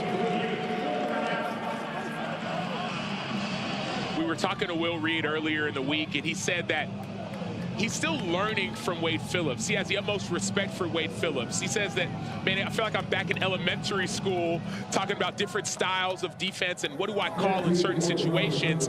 Wade Reed actually loves teaching him. Wade Phillips group up by 11 with his new coordinator calling the shots. Marquez Stevenson lets this one bounce out of bounds just inside the 35. Just over 3 minutes into the 3rd. Chase Garber's back to work for the Brahmas next. Allegiances are born and rivalries are formed. In the United Football League, fandom isn't given, it's earned. So grab the official UFL gear and rally because it's time to ball out. Get hoodies, shirts, hats, and more, and feel the rush of victory. Who will you choose? Head to shop.theufl.com and get your official gear today. Brahmas up 20-9 on DC as we welcome you in to Stormy Sportsbook, taking a look at some of the progression of how the odds have moved around throughout the course of this game. DC opened a 6-point favorite. They were bet down quickly. San Antonio took money right before kickoff, where this thing began 4.5. Throughout the game, we have seen things completely flip. San Antonio has dominated control. They've been an offensive powerhouse. After the first quarter, they were a 2.5-point favorite. Now they're 9.5-point favorites on the live line. Minus 750 money line, guys. So a team that was an underdog coming into this, you would have to lay $70 to win back 10 at this point. That's how expected they are to finish this thing out. And we'll see if they can as they give it to Anthony McFarland, and he wrestles away and picks up 5 yards. One thing you love about Anthony McFarland's game, yes, he's a great receiver out of the backfield, but he loves bouncing it to the edge. He has that kind of speed. You see the strength there, shrugging off tacklers, but the speed to get to the edge is what makes him different. He was high school teammates with Chase Young at DeMatha in the DMV. Anthony McFarland was an Under Armour All-American, played for the Terps, left early. You said it earlier, 4th-round pick of the Steelers in 2020. John Trey Kirkland, ooh, makes a man miss with some wiggle. Escaped Francis Bernard, and he's got a 1st down. And Francis Bernard can play. Francis Bernard was one of the best tacklers on this team last season. You see Isaiah Johnson getting the edge, but that doesn't matter when you're John Trey Kirkland, when you have the speed, agility, and quickness to make guys miss. Trace right, H-Spirit, Denver punch on the Knew that tackle in the game, fellas. Derek Kelly looks like he's cramping over here on the sideline. Former Florida State Seminole has gone off, and Chuck Filiaga, who played at Michigan and Minnesota, has come in. McFarland on the ground with a good lane. And A.J. Smith's offense continues to cook. Swearinger the stop after 8. And one thing you see with some of this run game and some of these outside quick passes, it could be a setup for, we heard it, that pump call, if you hear it when we hear it again, for a pump. Trace right, H Disco Celtics. Yep. So this will be that stretch play that they said they were going to put in, Ancho. Outside zone. And that pistol means the running back going to stay right behind the quarterback. Defense doesn't know which side he's going to go to. John Lovett Cole, you got into the weeds on this stuff with A.J. Smith. Outside zone and where it comes from, what can you tell us? Well, the stretch play is the basis, the genesis of a lot of different offenses run game. You watch what Missouri's done. You watch what Baylor's done over the years. A lot of teams sort of live and die on it. You don't see a lot of run and shoot teams want to go to it, though. But A.J. talked about how it forces corners to play, how it forces the secondary to play. He thinks if they can get that play rolling, it's just going to open up even more in the passing game. Official true line of measurement, short by 18 inches to bring up third down. Pistol again, pre-snap motion again. And love it. Up the middle on third down. Very close, and it looks like fourth down.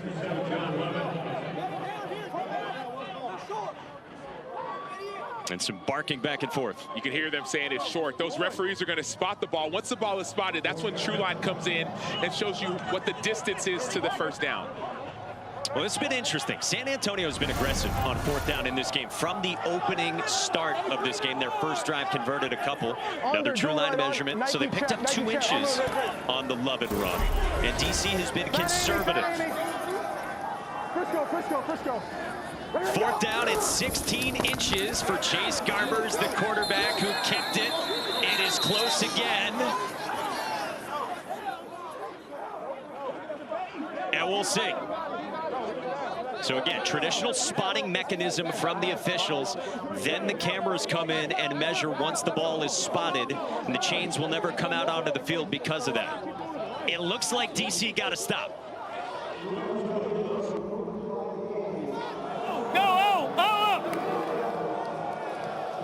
What a stand by the defenders defensively early on here in the third. So you see that true line measurement showing us how close they are. It looks like they're 7 inches down. Could challenge it. If you want to hold it, play defense. 2 plays. They got 11 inches. They needed 7 more.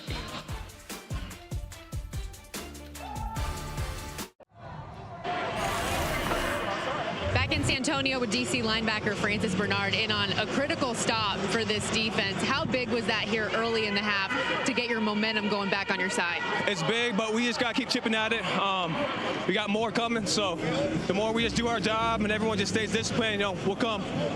The outcome of the game will be what we expect. What has been the biggest challenge for this Brahmas offense? Really, there's nothing to it. It's been us, you know, being a little bit undisciplined in the first half, and so we're settled down right now, you know, going to be able to do our job, and so, like I said, we're going to be able to cook this half. Thanks, Francis. Yep. Super smart Mike linebacker who has spent parts of a couple of years with the Cowboys. He's entertaining. He's got a live mic on him as well today. Jordan Ta'amu and the defenders back to work, and he takes a shot downfield into coverage and incomplete. Wanted Brandon Smith, tease Tabor in coverage. So look at Francis Bernard right on the edge. So he knows they ran this stick before. Slide over, be physical, stay low, low man wins. Don't let Garbers get that first down. So that's a huge heads-up play by Francis Bernard. It missed the tackle earlier, but made up for it with that huge fourth down stop. Utah native in on the stop. 11-point margin midway through the third. 4-man rush. Ta'amu steps up, got rid of it toward the sideline, and he's got a completion. It's Ty Scott for a first down, but there's a flag back in the vicinity of Ta'amu. Result of play got hands to the face by the defense, number 9. Hands by the face by the defense, number 9. What do we have? The result of the play is a first down. First down. It's a, was it a running play? Completed catch. Completed catch. Okay, so that's a previous spot foul declining.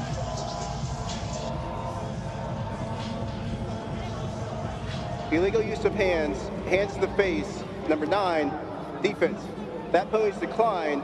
Result of the play is a first down. Another penalty pass rushing on Wyatt Ray out of Boston College. He's big, he's strong. Hands just got a little high on that one, trying to go speed and power. You see that. A couple penalties, still a couple sacks. Try to have those sacks outweigh the penalties. Get the hands lower, like you said, on the previous play. Just get a little bit lower. But sometimes first game, you play high. Reminder, another UFL game still to come right here on ESPN, about an hour away. Ta'amu down the middle of the field to his tight end, Alex Ellis, and he gets crunched down at about the 25 after 18 yards. Alex Ellis, 2016 undrafted free agent to the Tennessee Titans. Look at it's that zone defense again. Sometimes as an offensive player, just sit down in the zone. Quarterback will find you. First down for the defenders. In the hands of Ta'amu, throwing toward the sideline and incomplete under pressure from Tim Ward. Well, teams last year in the XFL that trailed by at least 10 at the half, they only went 1-11. So only one comeback win when the margin was double figures at halftime. And Stormy said San Antonio a little while ago, they were minus 750 on the live line to win. So that's the type of comeback this would be for Reggie Barlow and his team. But this is a team that has come back like that before. Earlier in the season last year, DC down, comeback win. That's who they are. Puka Williams, former stud for the Kansas Jayhawks, got to the edge and goes out of bounds inside the 20 with this defender's offense on the move. It was pretty cool talking to DC offensive coordinator Fred Kais before the game about Puka Williams. He said he has really changed his life. He said he's come a long way this offseason. They spent a lot of time together. Said he's kind of taking him under his wing, and he has a ton of explosive ability. Fred Kais told us that Puka Williams might have the best camp of anyone on their offense. He can be electric. Third down and 1 with Ta'amu under center. And we've got whistles and perhaps a delay of game.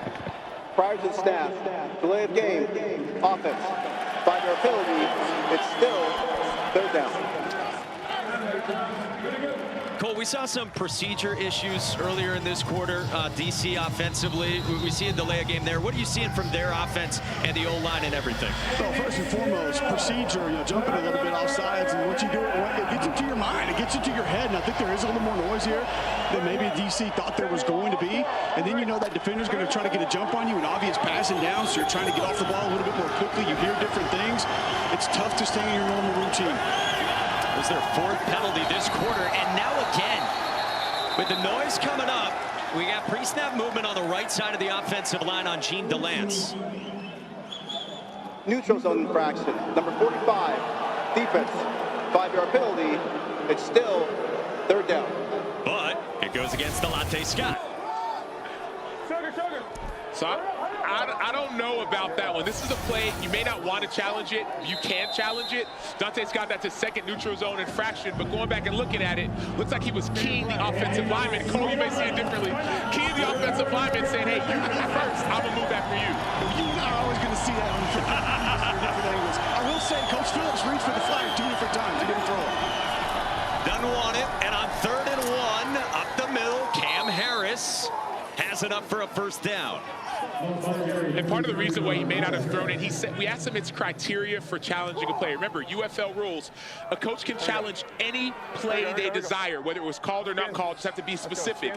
He said he wants to do it in the 4th quarter. If they're down, the situation has to make sense. So I get it. This is a 4-point swing potentially, or really even more than 4 because of the extra points, but he wanted to save it for 4th quarter.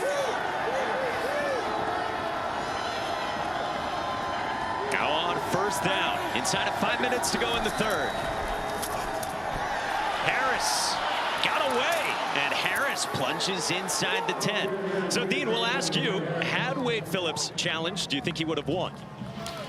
I know he would have won because I'm making the decision, but I'm looking at the angles here, and it was clear that the defender did not get into the neutral zone prior to the right tackle reacting. So in order for it to be on the defender, he has to get into the neutral zone. So really it was a false start. So, Dean, that's a play that you don't review. You saw certain things are reviewable. That's not one that you'll automatically review. Coach has to challenge.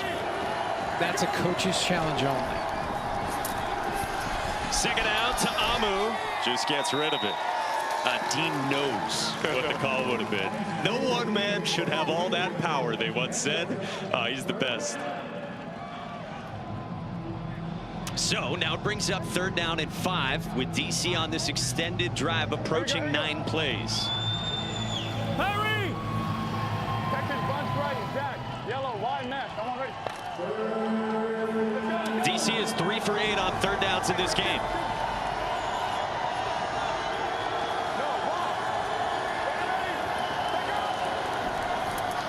Ta'amu against pressure, pumps, slipped it out for Ellis, and nearly intercepted off the ricochet.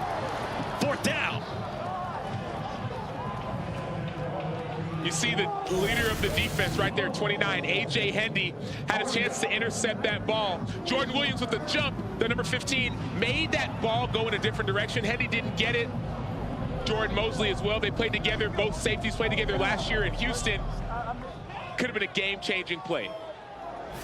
Instead, it's a chance for DC and Matt McCrane to make this a one-score game. From 28 yards, good from as long as 50. And McCrane, one of the most accurate kickers in Big 12 history, is now 4 for 4. It is a one-score game. Getting late in this third quarter on kickoff weekend in the UFL.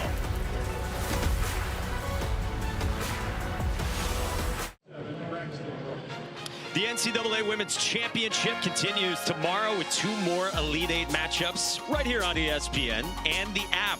It's a rematch, LSU and Iowa. Caitlin Clark and company, 7 Eastern, 4 Pacific. And then UConn, USC, Beckers, Watkins. Let's go. Paige Buckets, not Paige Beckers, Paige Buckets. And then Flage and Angel Reese going against Caitlin Clark. That's going to be a matchup for the ages.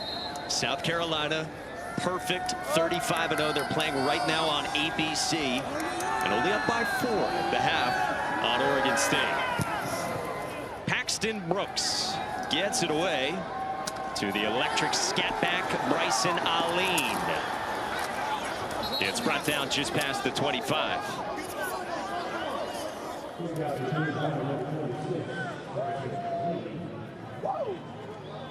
Here we go.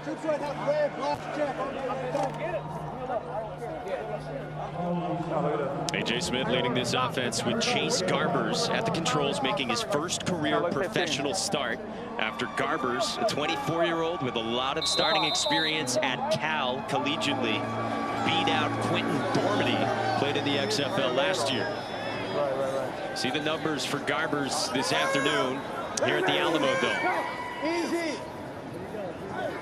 We're good. We're good. Coaches praised his leadership and the way he's got all sorts of arm angles he can throw from. We've seen that today. Garbers under pressure, and he gets swung down by Malik Fisher.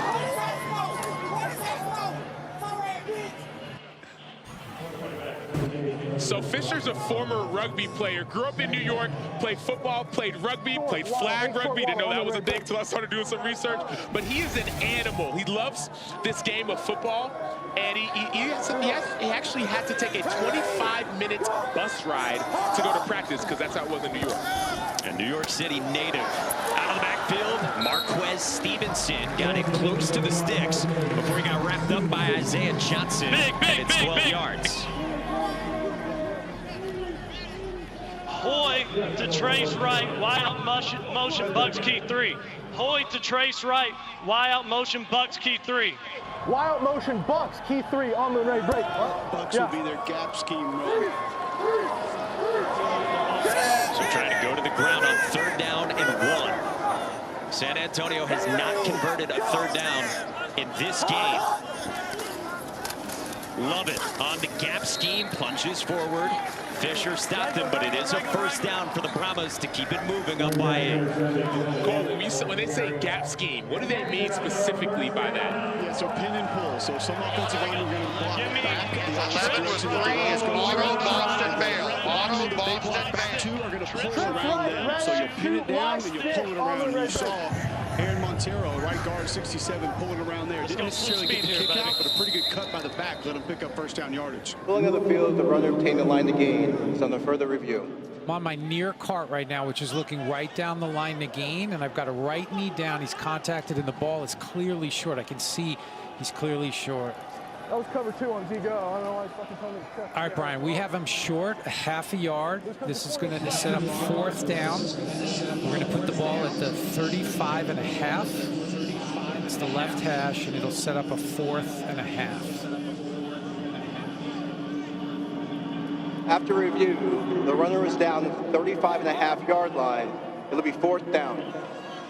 Dean Blandino out of the U.S. Army Command Center, and the goal is both to get it right and to be transparent. So you can hear Dean as he goes through this. We check out the True Line official measurement as well. And Dean, this was not something that the coaches challenged. You actually went back and looked at this from the control center. This was, yes, us in the command center, all of those reviewable play situations, which would include the line of game. We could see he was clearly short, and we moved it back because obviously 3rd going to 4th down is a big play.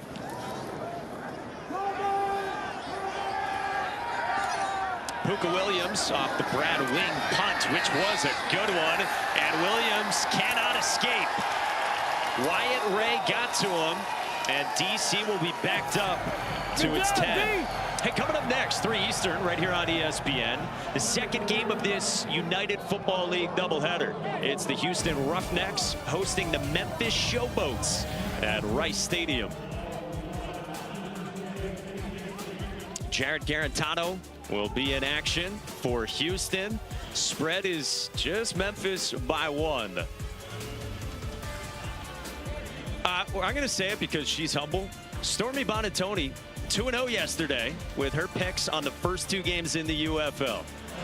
I wonder how Stormy's feeling about her picks today so far in this one. She had the over, right? We're at 32, and the over-under was somewhere around 42.5, 43.5. We got a chance, gentlemen. We got a chance to get that over. Yeah, 42.5. The over-under. Final minute in the 3rd, and Ta'amu gets swung down for a loss by Tim Ward.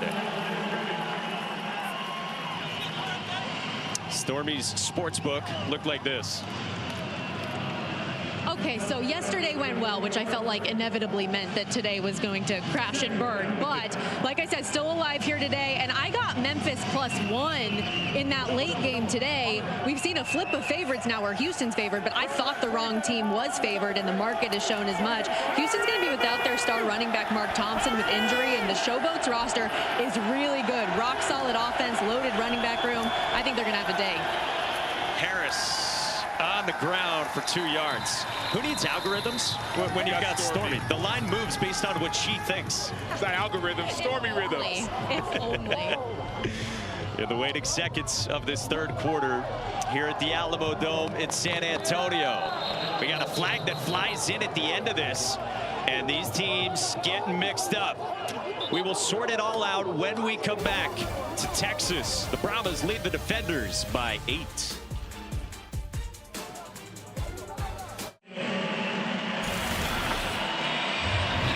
Head coach Wade Phillips of the San Antonio Brahmas. I saw you reaching for that flag on the challenge a little bit earlier. What's sort of your philosophy as you still have it in your pocket taking it to the 4th quarter?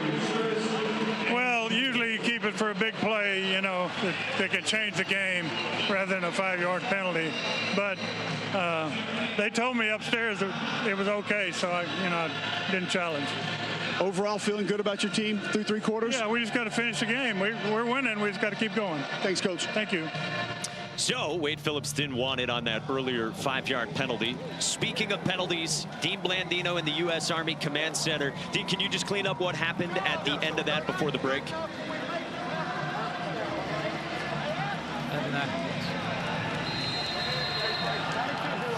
What's that? We'll try to get back to Dean in a moment, but the penalty was on Garrett Nelson. So it goes against San Antonio and moves the ball out to the 23. For the Defenders, trailing by 8 on kickoff weekend in the UFL as we start the 4th quarter. Cam Harris on the ground. So, Dean, that penalty on Garrett Nelson, what did you guys see? Yeah, so after the play, we went to the quarter break, and Garrett, he pushed a DC player after the play, and the officials threw the flag. So it was a dead ball foul, down counts, and then we'll tack on the 15 to start the 4th quarter.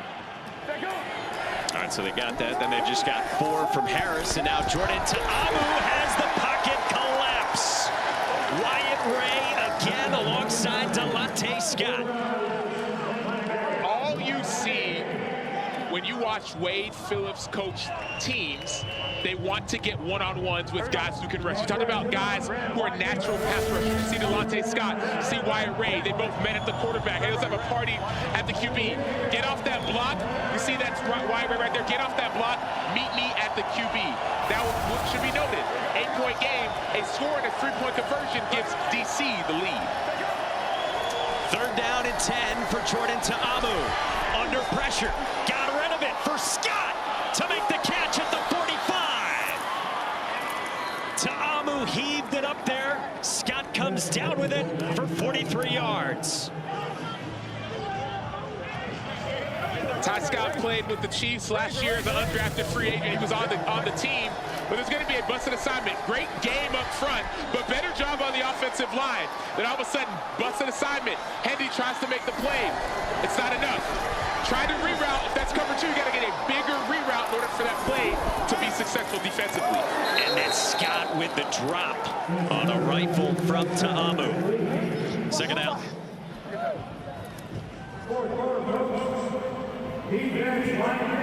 What's interesting about this game is that it feels like it's been in San Antonio's favor, but DC's playing it smart. Field goals, field position as well. Then get your touchdown. Maybe you go for 2, maybe you go for the win. It's still early, but that clock is ticking. There haven't been rash decisions. They haven't needed or felt like getting super aggressive. Ta'amu on the out pattern has Kelvin Harmon. Takes it toward the 20. Bryce Thompson in on the stop. Ace right. 12 yards. Ace right. Red, Y under. Red, Y under. Red. He's hurt. Got a guy down.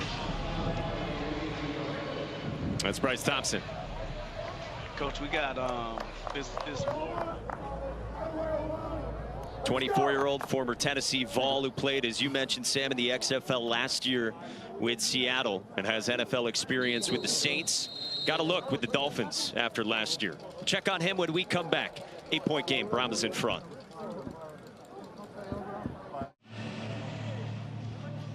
Not all centers can have a drop line that reads today 40-yard receiving touchdown, but Alex Mollett is the site of today's game flow, brought to you by Progressive for what he did earlier. I've been an underdog my whole career.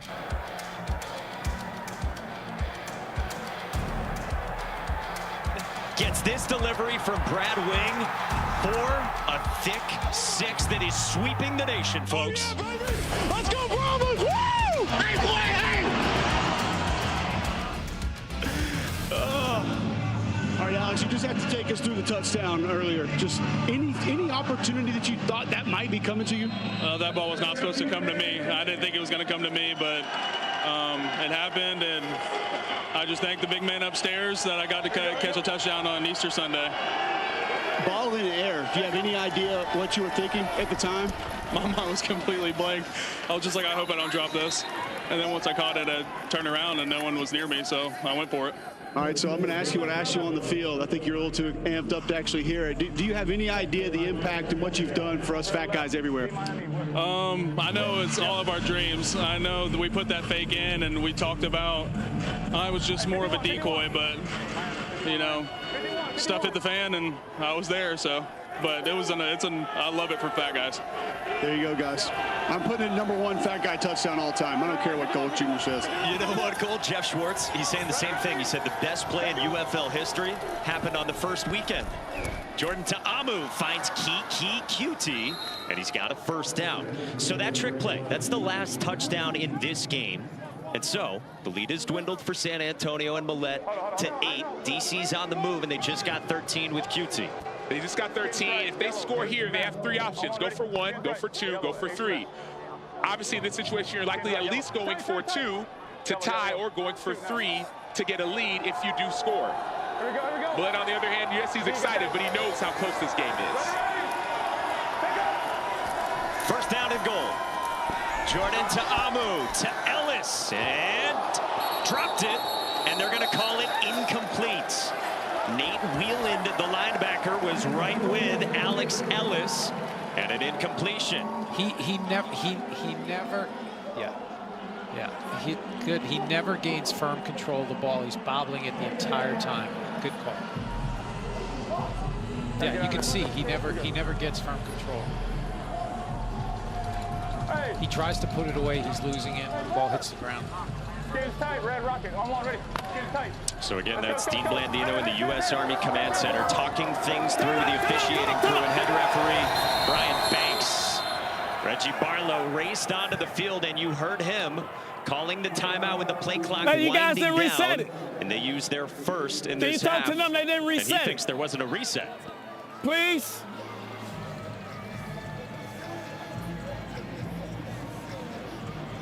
You can tell he's reminding the officials, hey, I can't get my timeout back now, but hey, make sure you reset the clock in that situation. On the other side, you got to be quicker. If you're on offense, no matter if it's a catch or no catch, be quicker, get up to the line. You don't want to waste the timeout in a critical situation like this.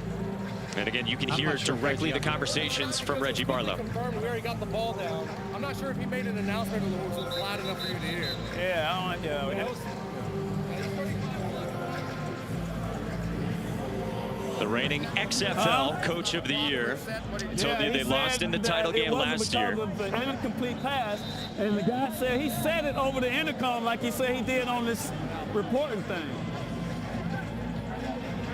Reggie told us after losing that XFL title game, he woke up every 30 minutes crying.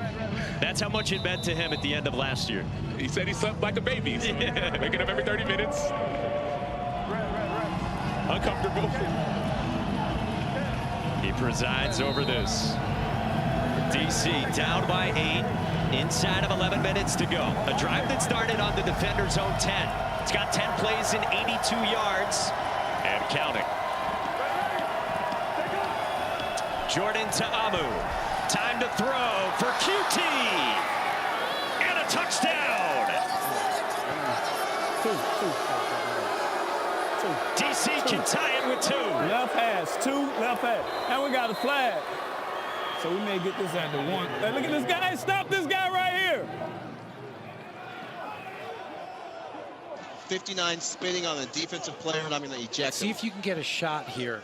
Whoa. Of what? They're saying he spit at him and they're going to eject him. Reggie Barlow thought it was going to be on the kickoff from the try, right? They have number 9 spitting at the opponent. Dean, are you there? Checking with the coach right now. I'm with you. I'm with you, Brian. Okay. I've got 59 spitting on the defensive. Okay. Behind the play. I'm going to eject. We're good with that. I do. Okay, go for it. I do. Okay. I mean, he's got 59 spitting. You know what they can have on the try or the succeeding kick? Was it touchdown? Yeah, try or the succeeding kickoff. Checking with the coach. I don't know if we're going to get a shot of it. It was after. Yeah, they want to try. Okay. So after the play, flagrant personal foul, number 59 of the offense. He's ejected. The flagrant foul will be enforced on the try.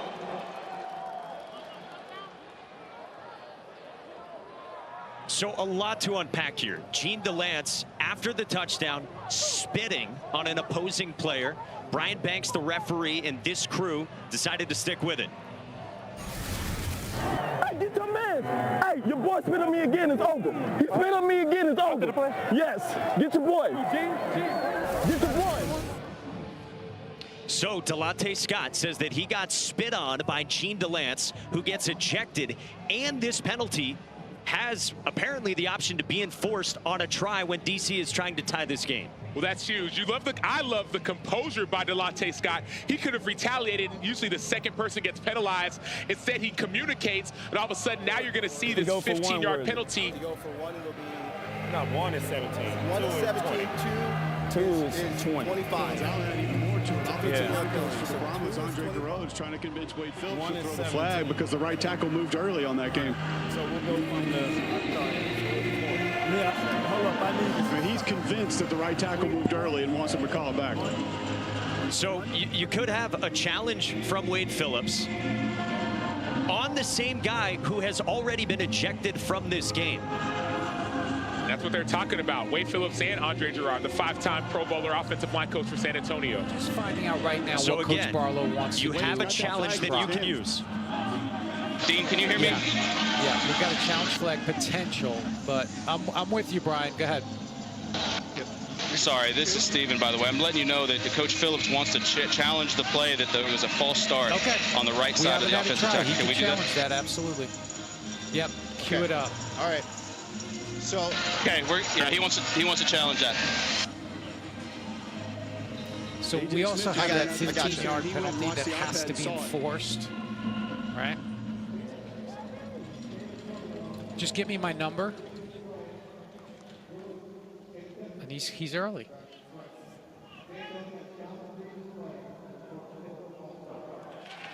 Oh, man. No, is it? Is it 59? Okay. Wade Phillips is using his challenge. You see that red dash on the bottom of your screen? It's flickering because he's using it in this spot where he told you he wants to use it. ESPN knows we're looking at the right tackle. The right tackle moving early. And he does clearly go early. Dean, are you there? And as Cole Brian, said, I'm with A.J. you. Smith He's with an challenging iPad the that has false video start, has already potential seen false this. start by the right tackle. We have early movement by the right tackle, so we're going to make this a false start. That's going to be a 5-yard penalty. We'll give you the information. We still have to enforce the You got a 5-yard unsportsmanlike penalty. as well. So the previous spot was what? Previous spot is the 8. Left hash. My down and distance on that was 2nd and goal. So it's going to be 2nd and goal. We're going to force the false start from the 8. Spot was the 8? And then we're going to. So we're going to go. It was 2nd and goal at the left hash. We have the false start. And then we've got the 15-yard penalty on top of that. Yeah, you cut out for the majority. Where was the previous spot? Left hash? Line, left hash. 8-yard line. Okay, thank you. So we're going to go from the 8, this 5-yard penalty, and then we're going to go 15 from there. That's correct. And it'll be second down because it'll be 2nd and goal. Yes. Yep. I'm good. Okay. So what was the right tackle's number? It was 5'9", same 59. player, 59. Yeah, 59. Yeah, same player. Yep. Okay. Thank you, Dean. Very good. Amanda, we're good. Look, I'm over here. I'm here with you. Obviously, after review, there was a false start by number 59 for the offense. There will be a 5-yard penalty from the previous spot. We also had the personal foul that was flagrant by number 59. Both of those fouls will be enforced. The flagrant foul is 15 yards from the succeeding spot. It's still 2nd down. It's about as costly as penalties get, Cole. I'm just going to tell you right now, Andre Gerard deserves a ton of credit for that because I was standing next to him, and he turned and looked at me, and I kind of smiled because I saw the same thing, and he went to bat for that entire time. When the ejection was happening, when everything else was taking place, he was in Wade Phillips' ear saying, we need to challenge the right tackle for a false start. And then obviously A.J. Smith went and watched video of it. He jumped over here and got into the mix and wanted him to do it as well. So a lot of teamwork, and they're going back to what we talked about Wade Phillips a couple of timeouts ago. And he said, Acho, I want to save this for a play that can change the game, and obviously a scoring play. There it was. A 20-yard penalty, essentially, and essentially a 6 to 9 point swing. Brilliant. 2nd and goal from the 28. Balls out. Ta'amu got it back and got it complete to the sideline. This is utter chaos. Briley Moore hauled it in. And Ta'amu is down.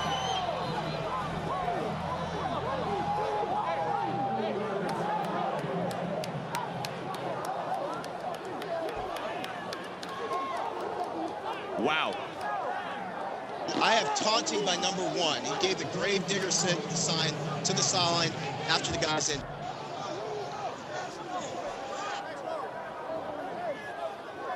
So they don't. Right. The First kid and is foremost, clean. they're looking at Jordan Ta'amu's quarterback. health. They have taunting. They have taunting by number 1. 20-yard line. Okay. So we have a completed pass. We have a taunting after the play by number 1. That's going to be the full 15. It's an automatic first down. This is going to be a first down for DC. Taunting number 1, taunting the sideline. That's what they call. It's an incomplete pass, right? Incomplete. Yeah. Oh, from the catch spot. Yep. Number 30, 1, the 30. defense. 15 15-yard penalty from the succeeding spot, automatic first down. So DeAndre Francois, the former Florida State Seminole, loosens up with Jordan Ta'amu, the reigning XFL Offensive Player of the Year, still down after he got popped by Bryce Thompson. And of course, thoughts and prayers are with Jordan Ta'amu right now for his health. It's good to see him get up and walk out. A guy who the coaching staff was very surprised Jordan Ta'amu didn't get more opportunities in the NFL after the XFL season last year. Fred Keiss told us, I didn't even think there was a 10% chance Ta'amu would be back. So they went out and they looked for guys at quarterback because they didn't think Ta'amu would be in the UFL. They thought he'd be in the NFL. And so one of the guys they landed on was DeAndre Francois, 27-year-old, the backup, was a top 50 recruit in the country, one of the top quarterbacks in his class out of high school, same class as Kyler Murray, goes to Florida State, removed from the program there, then goes to Hampton, and now here he is in the fourth quarter, down 8. But at Florida State in 2016, he was the ACC Rookie of the Year. So he's got big-time talent, led his team to some big-time comebacks. It's now 1st and goal, and on the ground, it's Harris. So Francois leading things. DeAndre posted over the weekend on Instagram. He said, a lot of us get left for dead. Some of us just don't die. Here's his chance. It comes obviously in a situation you would never wish for, but he steps onto the big stage in the fourth quarter. And I think about last year with Orlando, a team that struggled early, but found a way to get a big win actually against this DC Defenders team halfway through the season. So he has game playing experience in this league. He's confident.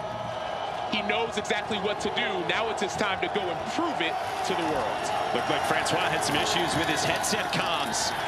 Pocket collapses. Francois escapes, and he wiggles forward, fighting to get yardage back against Wyatt Ray, but it is a loss of 2, and now it's 3rd down, and Ta'amu comes back onto the field. And it's so good to have Ta'amu come back on the field, but one thing to keep alert of, these pass rushers are still coming. Okay, the penalty, 20 yards, Gene DeLance. The ejection, now you have a backup right tackle in the game for who's really going to be going against Delonte Scott, who got that last sack fumble on top. We had a player spit on. We had a super challenge, which you will only find, at least for now, in the United Football League. We've got a starting quarterback back in, and on 3rd and goal, Ta'amu to the sideline. He is picked. Darius Phillips off to the races. Inside the 30. Harmon trying to run him down. Phillips to the 5. This is the UFL.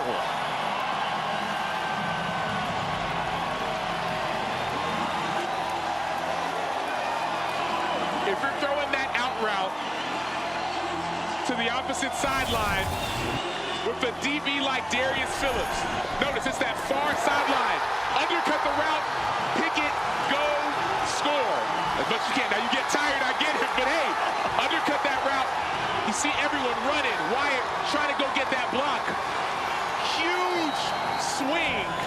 Great play, Darius. So see the patience. He sees it, playing man-to-man, just undercut the route. That's what you're taught. That's what you drill. You never think you're going to get it in a real game, but you get it in a real game. Now go, finish, big-time play, big-time swing. 89-yard run back for the former Western Michigan Bronco. Spent parts of 5 years in the NFL, Darius Phillips. John Lovett breaks a tackle and gets wrapped up. Cole. Darius, tell me what you saw on the pick. Seen the out, covered 3. I seen the out, broke on it. He threw a little inside, I jumped it. That's what I do for real. For real. Good stuff, appreciate it. Appreciate you. How's he got breath left to talk? Hold up. Thank you. Got the jersey, okay. Cole's getting up close and personal. Draped all over Darius Phillips like he was on Kelvin Harmon, who, by the way, did not give up on that play. Hey, great play by Harmon to keep them from scoring that touchdown. Now the defense has to step up. You're asking for guys like Trent Harris to go make a play. Shovel pass. And nothing doing for Alizé Mack, the former Notre Dame tight end. 3rd down and goal, and this DC defense trying to stand tall midway through the 4th. So if I'm DC, I have to keep them out of the end zone. It's an 8-point game.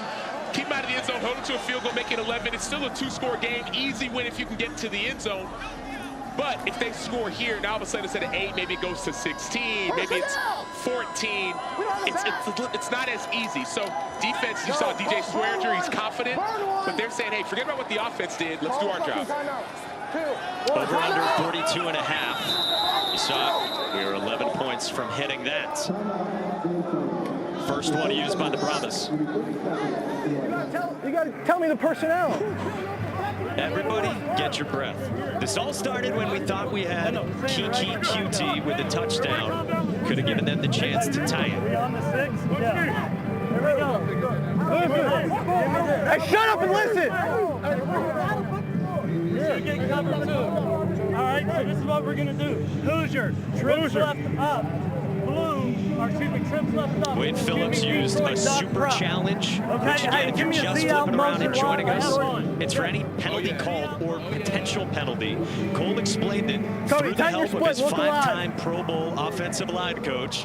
And with the iPads, where video is allowed, San Antonio looked at it, challenged it, got a false start on DC.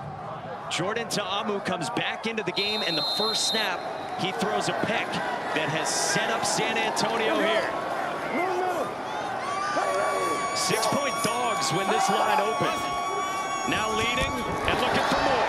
Chase Garbers, touchdown!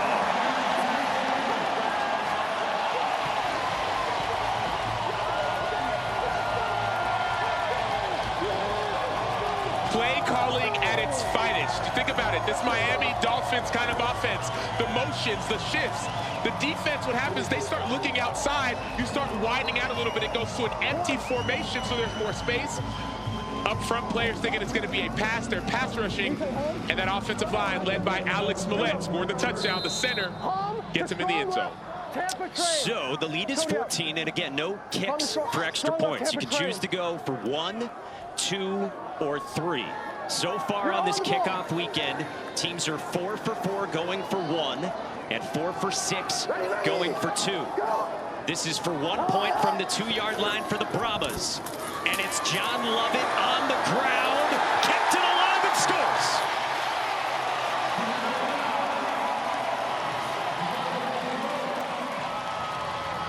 Big back, 6 feet 212, was at Baylor. Did this last year with the Las Vegas Vipers. This is what strength looks like, power. Sometimes you got to be more physical than the other one. Stays on his feet, gets in the end zone. And this set it all up. Darius Phillips said he saw the out, jumped on it, undercut it, and 89 yards later, a massive momentum swing. Wade Phillips is loving it. And the sounds from the touchdown run for Garbers. Touchdown, bitches! Touchdown! Let's go! Let's go! Let's go!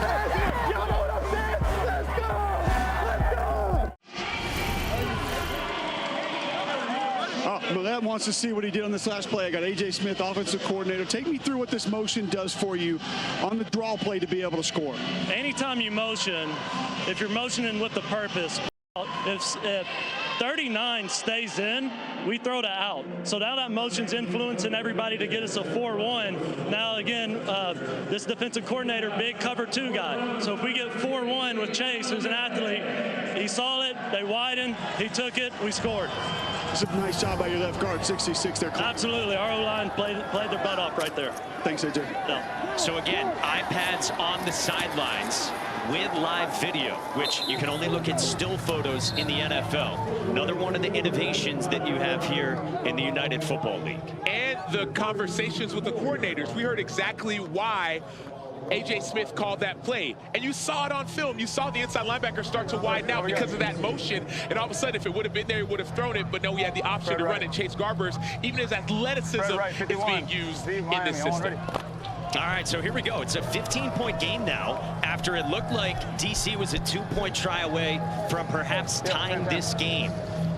Will Reed's defense, Fred Keis's offense, and the defenders on the ropes at the Alamo Dome. Jordan Ta'amu is at quarterback, behind Puka Williams. Stormy, you've got your eye on this over-under. Yeah, this is when people like me start feeling a little bead of sweat come down the forehead because we're 4 points away from reaching that total. A field goal won't do it. Not that they would do that in this situation anyways, but we need a score to get that over. And not that odds makers are perfect, but great example of how good and how sharp they can be in certain moments. We had the first game of the week. A missed field goal cost that over happening as well. There is Ta'amu trying to throw it away as he was getting wrapped up by Tim Ward. No flag for grounding. And you're seeing the benefit or the cost of not having your starting right tackle in the game. Gene DeLand's out of the game. Tim Ward, he's really the third pass rusher, but he's a dominant player. Okay, so there's no, let's just make sure there's no receiver in the area. Yeah. The ball he placed in the spot of the foul. Called grounding. Okay. So there's no receiver in the area. It's third down. The closest receiver is about 10 yards away. And in the middle of the field, but in line with this, right here. So they're going to go from the 23. Yeah, 23 is a good spot. 23 is a good spot. Somebody's mic's on, Brian. Mic's on, Brian. So this will be third down. You need good teammates to tell you when your microphone's open, by the way. Third down and 21 after it was intentional grounding on Ta'amu. Four-man rush. Ta'amu blown signals there with his wideout Brandon Smith, who came back to it, and now it's fourth down and long. And part of what we're seeing, you're seeing the pass rush. So the starting left tackle, DeMarcus Hayes, moved over to the right side to take over for DeLance. And so all of a sudden, you've got a guy who's been playing left tackle this entire camp, now is playing right tackle. That's a huge difference. That's why you're seeing some of the pressure more on this series. Again, if you're just joining us, Gene DeLance got ejected for spitting on Delonte Scott. Flag here on the punt from Paxton Brooks.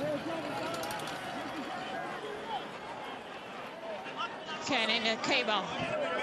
Not all 11 players were set by the snap. Offense, 5-yard penalty. It's still fourth down. Again, if you're wondering about these officials as well, a lot of the XFL and USFL officials last year have since moved on to the NFL.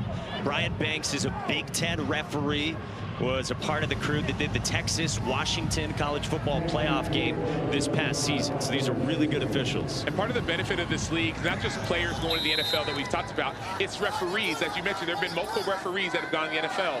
One thing to keep your eye on as well, clock is still ticking. Inside of 6 to go, Brooks gets it away. And Marquez Stevenson takes it out to the 45. The buzz continues to grow in this inaugural season of the UFL. Week 2 looks like this next Saturday. The Brahmas and the Showboats at noon here on ESPN. Then ABC at 8 Eastern, the Battlehawks and the Renegades. Sunday, Stallions Panthers here on ESPN. Then Defenders and Roughnecks on Fox. 8 teams in this United Football League that launched with the first couple of games yesterday in the UFL. More than 13,000 here at the Alamo Dome on this Easter Sunday here today. With Sam Acho, I'm Mike Monaco upstairs, Stormy Bonantoni and Cole Kublik down on the field. Anthony McFarland probes through the middle of the line. He gets 3 yards before he's met by Reggie Northrup, the linebacker and former Seminole of Florida State. See, they're still chippy.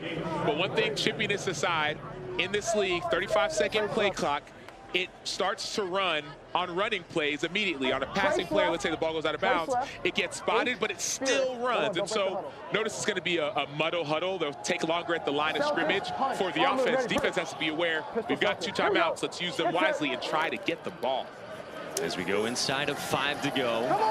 Play clock winding down on Chase Garbers. And that should be a pre-snap penalty. It looked like on the Brahmas. McFarland gets it to the edge. We now have 3 flags that have been thrown. Michael Joseph pushes out McFarland. Okay, we got 2 men moving. It's an illegal shift. All of the markers. First foul's an illegal shift. Right, Brian, to sync BP. An offensive hold? Result of the play is over here at 31. Okay. It's an illegal shift, number 1. We got 2 men moving prior to the snap. 2 players moving prior to the snap. We've got to see what this foul is on the outside. Could be a hold on 13. Shift, and then we had a holding, okay? So where's the holding? Previous spot? The 49. A yard the downfield? hold is the okay. minus 49. The hold's the minus 49. It's 49. Okay, so we would take minus 49, we go on the 39. We're going to take the hold. We're going to take the hold, okay, well, correct. That's the better option for the defense. Okay.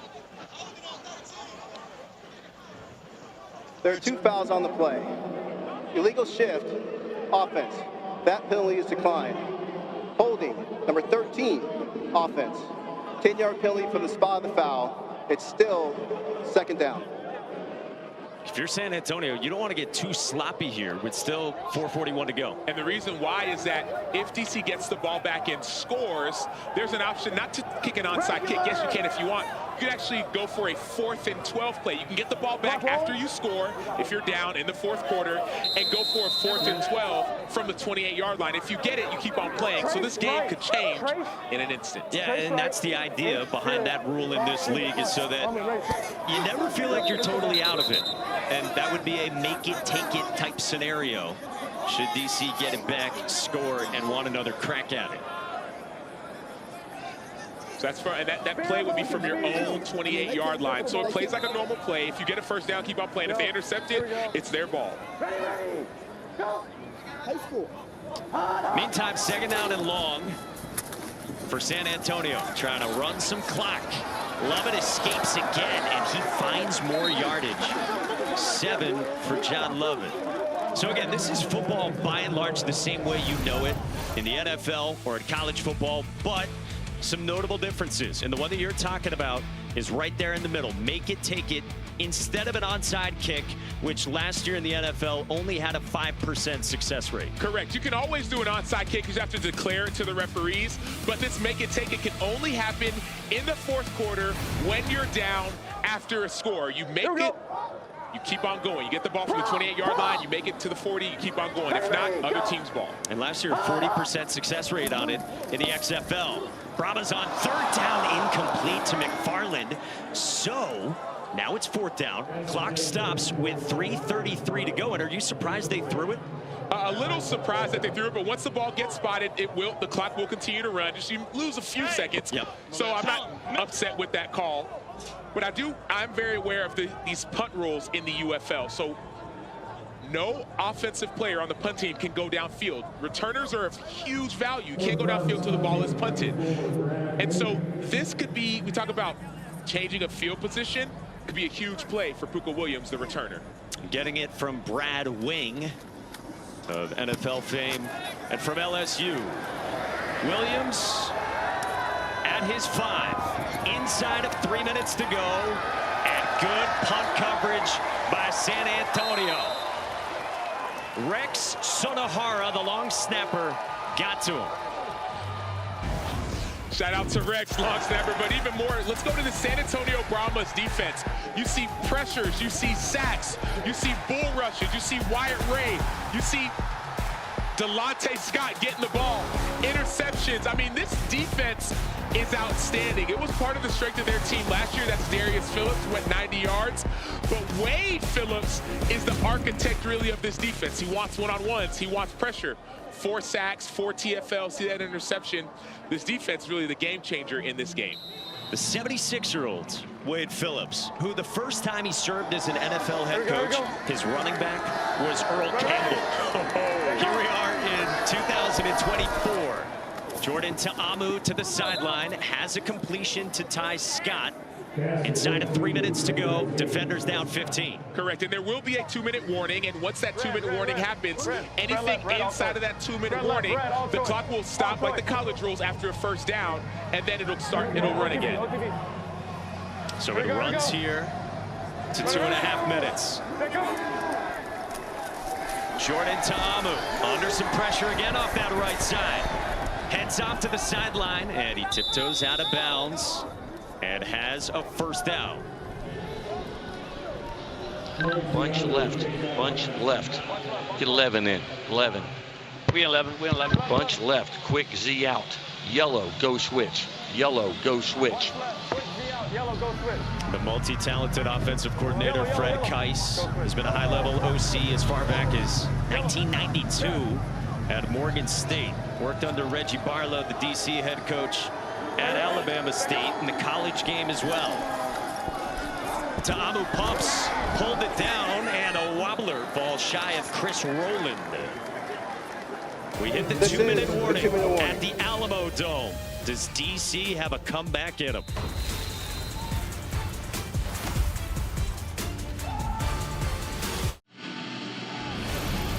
Still to come here on ESPN in the UFL. Case Cookus and the Memphis Showboats against the Houston Roughnecks. And Jarrett Garantano, might remember him from his college football days, both with Washington State and in the SEC as well. We will get you to Houston as soon as we're done here. Chase Garbers in his first career professional start. Former Cal Golden Bear. His Brahmas have the lead on Jordan Ta'amu and DC. Inside at 2 to go. Ta'amu checks it down and incomplete to Cam Harris.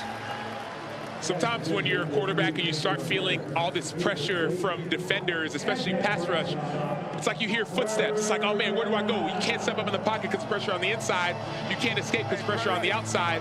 That's something you have to get calmed down, especially at this critical junction in the game. A DC team that went 9-1 last year in the XFL, but top running back Abram Smith tore his ACL a couple of weeks ago.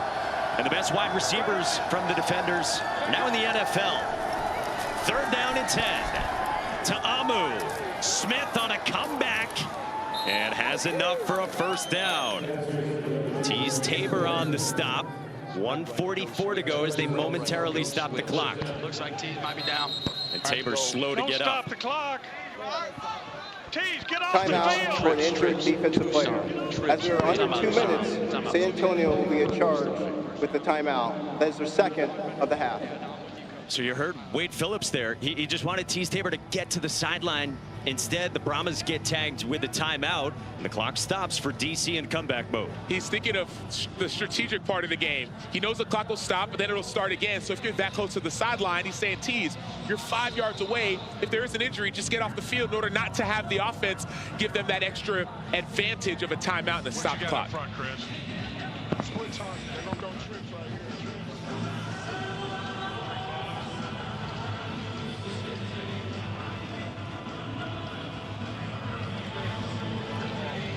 Forever. If it ain't there, you can always take your check downs. Trips right, red, Tucson. Fred Keiss calls in the play to his quarterback, Jordan Ta'amu. Again, remember the overs still in play here as well. Over under at 42.5. We're at 39. Buck 44 left. 4-man rush against Ta'amu. He rolls to his right, directs, on corks, downfield for Rowland and incomplete. Batted away by A.J. Hendy, the starting safety, and the old man of the group. You hear Fred Keiss talking, saying, hey, I know we're going to go deep, but you don't have to hold it because we don't want to take a sack. We know those rushers are coming.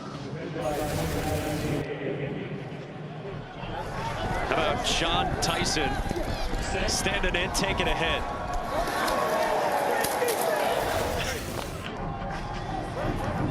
Look, you come out of preseason, you got to be ready for live bullets flying, live tackling here in week 1. Ta'amu on the rollout, on 2nd down, and there's just nothing there again.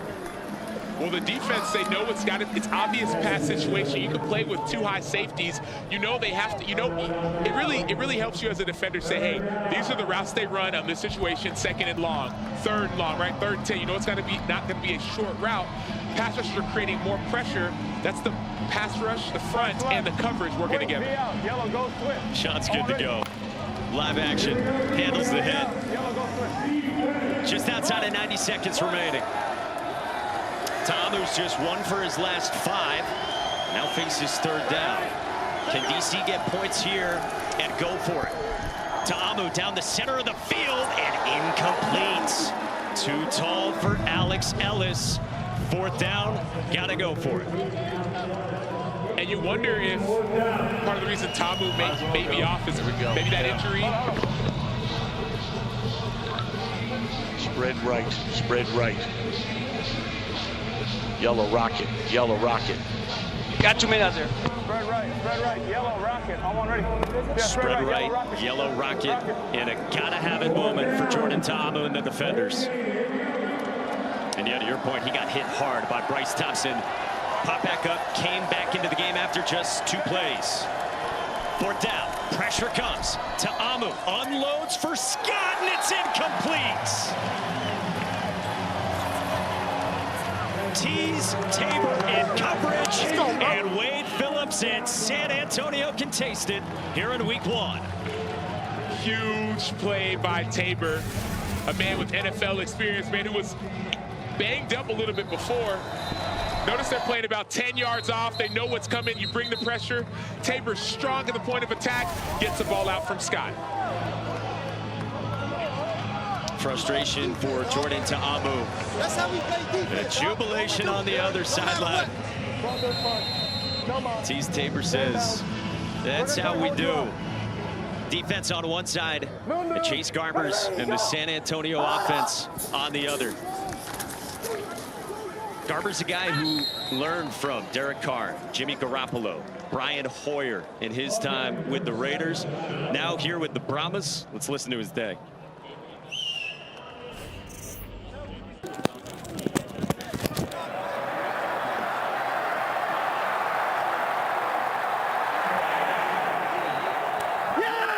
Let's go, D.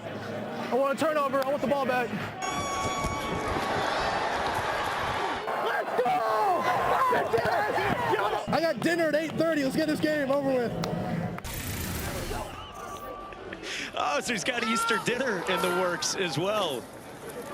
For the former Cal quarterback who spent 5 years there, started 30-plus games, and in pro start number 1, leading the Brahmas to a week 1 win.